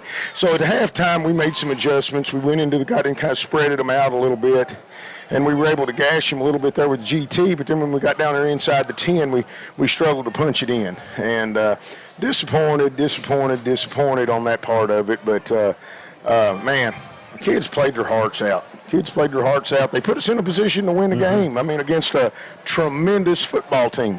Well, I know when you were walking out of the field, you were applauding your team, and I think it was for the effort they had today. Hey, I'd love to be 7-0 right now. Don't get me wrong, but for the kids to put us in the position that we're in right now is tremendous. Just a little disappointed. I told the kids after the game, the only thing I'm disappointed in tonight was the scoreboard. Yeah, John, got a question? No, I came out of this game feeling better after this loss than the 6 wins prior to that. I just love the effort, and defensively, tell you what, outstanding defensively from our defensive back, our coverages. Their touchdown catches were tough catches. You were on it. We were all over them. We were there both times. was right there both times. We were there both times, and just disappointing. That's, like I said, the only thing I'm disappointed in is the score. Our kids played hard. They played extremely hard. Like I said, they put us in a position to win the game. Yep. That's all you can ask as a coach, is to have a chance to win the game in the fourth quarter. Yeah, we were there. Yeah, your quarterback played well. Yeah, he's played so well. I thought. Yeah, he's a warrior, man. We got him in. We got him in that spread. Yeah. We were able to, start running some misdirection on them, and we was able to hurt them right there. I tell you what, you were within it, probably an inch. The crossing route not really a crossing route, the deep pass over to Jackson Bird on the 3rd down. That was probably within I don't know, maybe half a foot for being a touchdown, to be honest. That's a good call right there, because you got him one-on-one going across there. Yeah, we felt like that was a good call for us. It just didn't work out. The next play, just went right off Briggs' fingertips. We had some plays. In the first half, we had a couple of dropped passes. We had a couple of nice football plays. And, I'm going to tell you something. When you play against a defense like we faced tonight, you're talking about size and speed and everything they brought to the table. It was tough going. It was tough sledding, so to speak. But best time we played, right? By far. Yep. And we had our opportunities in the first half. We just missed a couple plays. We overthrew, I think, Bray Bewley on a play that was awful close. We dropped a pass up the sideline that was going to be a big play. I think Bird dropped had that ball at the slant. And he's trying to make a move. And wheel route, I believe. That's a good call. Happens, it happens, But I made a bonehead call or two myself. Yeah. So it was just a team. It was a team effort, and I as disappointed as I am in the win, I'm just as equally pleased with our effort and the way we played. Well, the last thing I'd say too, just from a coaching perspective, I think the fall break, the week off probably could not come at a better time for you. There's no doubt. There's no doubt. It's gonna come at a good time. It's gonna give us an opportunity. Let the kids be kids. We've been practicing since July 10th. Not counting what we did in May, at the end of May and 1st of June. Physical game right here too. Every game we've had's been physical, with Monroe and with Glasgow and with Green and all those guys. So, but what about our defense? What about those guys just flying to the football? Right. Yeah, the long way from 60 to 52 against Northeast. I just got to do a little. We've got to work on some things offensively, because they're loading the box, and then when we do get our play action pass game going, man, Tate's running for his life out there because they're bringing so many people. We've got open receivers. It's just we're having trouble having time to get them the ball. So, Coach, you still got 2 more district games to go. Of course, you get week off next week. Then you come back, play Warren Central, who's playing Central Hardin tonight. I don't know what the final score was on it, but it was a battle there for a little while. So you got Warren Central at home 2 weeks from tonight, and then you come back up to Central Hardin in 3 weeks. So you've got a chance to win your last 2 district games. Well, and that's what we're going to try to do. We're going to try to win one of them first, and then we'll worry about that second one. But sure. I'm like I said, we're in a great position. We're in a great position. Of course, we wanted to win that football game tonight, and we didn't. But like I said before, the only thing I'm disappointed in is the score and a couple of my calls. But other than that, we tried the onside kick there to start the second half, and we kicked it. We want to kick it 12 yards, and we kicked it 18. Yeah. But we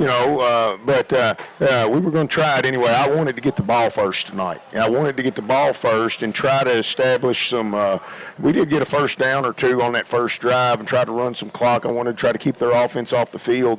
And then I had every intention of onside kicking to start the second half and thinking, so most of the time I like to defer and take the ball to start the second half, but tonight I tried something different. It didn't work out, but it didn't hurt us either. So. But defensively, you hold North Hardin to 14. Coach, you told me you told me we were going to hold them to 14 points. 221 total. You told me you were going to hold them to 14 points tonight, and I really feel like we win the football game. So our defense gave us a chance, and man, we'll just keep battling. Yep. Well, Coach, enjoy your fall break. We'll see you in 2 weeks when you take on the Dragons. Thank you, guys. All right, Coach John Myers. And the Trojans, they fall just short, 14-6 to North Hardin here tonight on the road. And, John, let's go over the stats for the ball game. All right, North Hardin, they rushed it 16 times for 74 yards. Through the air, they were 14 of 25, 147 and 2 TDs. Kirkland was probably the more effective quarterback. He was 8 of 14 for 106 yards and 2 touchdowns. They only had 9 first downs. They were penalized 8 for 65. They were actually penalized more than that. We declined a couple of those. Big stat, they did not turn it over, and that's something that North Hardin can do a couple. They had 7 interceptions coming in the game. We didn't get one tonight, but as we said, good effort by the Trojans. That is for 58 plays for 213 yards. That's a stark contrast to the 25 that we had in the first, the 42 we had in the first half. So 58 plays, 213, 113 on the ground on 32 carries. Tate Spillman led the way, 19 carries, 98 yards. Kearney had 3 carries for 4. Dalen 7 carries for 3. Briggs Harris 1 for 7, and Jordan Harris 2 for 1. Through the air, Tate was 9 of 22 for right at the century mark.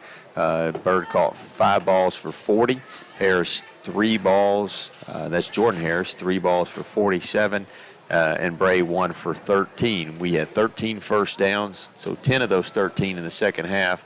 Penalized 13 times for 90 yards, and the fumble, I think that was on the first, was it maybe that our first possession of the game. But listen, Tate played Tate-like tonight. We've kind of gotten used to that, and obviously we're going to miss him, when the time comes, once the season's over, moving on to next year. But he's played phenomenal tonight.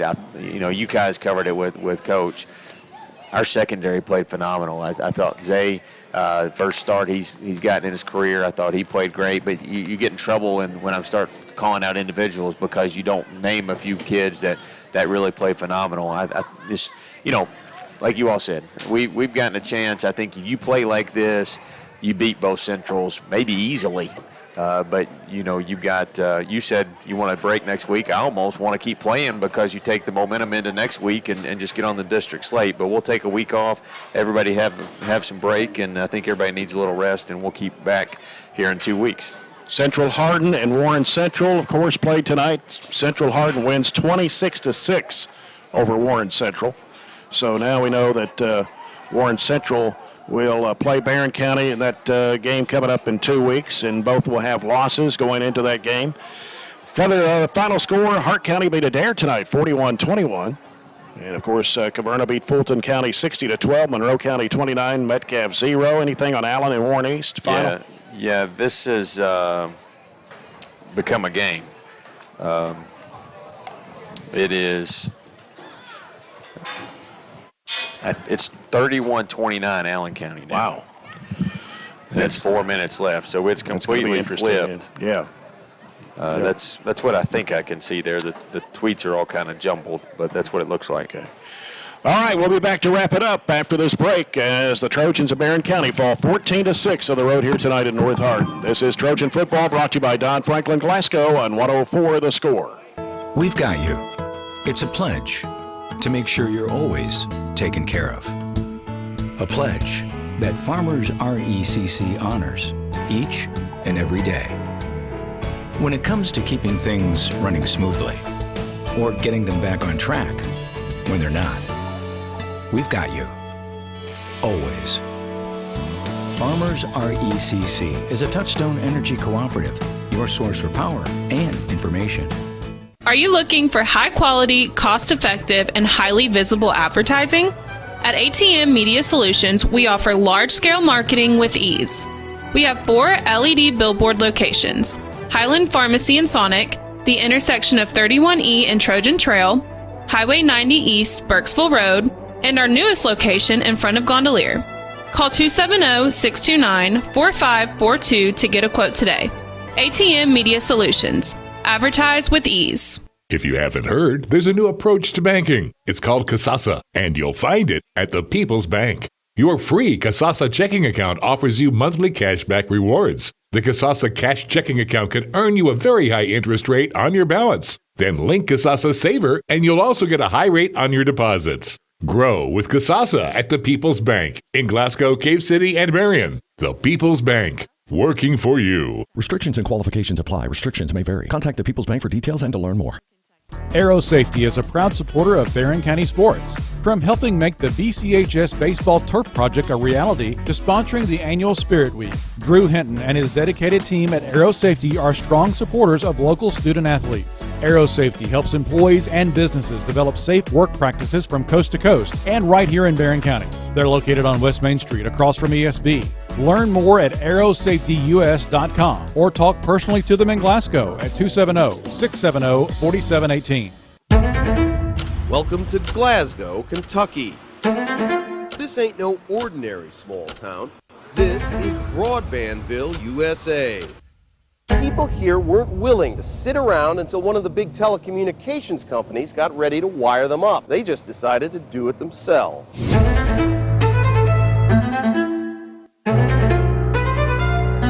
In Glasgow, the future is now.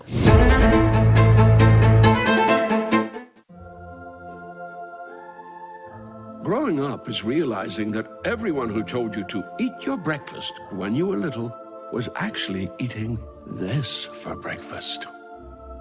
It's your turn to take your place at the breakfast table and savor the taste of culinary independence with freshly toasted bagels at McDonald's. Indulge in the breakfast you've always wanted and start the day off the right way, your way. Ba-da-ba-ba-ba. Aero Safety is a proud supporter of Barren County sports. From helping make the BCHS Baseball Turf Project a reality to sponsoring Again, the final score tonight, Spirit North Hardin 14, Barren County 6. We'll be off next week for fall break, and we'll come back 2 weeks from tonight when the Trojans take on the Warren Central Dragons in a district game at Trojan Field. Game time 7 o'clock. We'll be on air at 6:30 with the Don Franklin Glasgow countdown to kickoff. I want to thank everybody on the broadcast crew tonight: John Butler, Robert Bauer, Joey Bunch, Aaron Russell, the BCHS Live crew, and Chris Bratcher, our studio producer. And until 2 weeks from tonight, this is Jay Turner. Have a great weekend and a fall break, and good night from Radcliffe, Kentucky.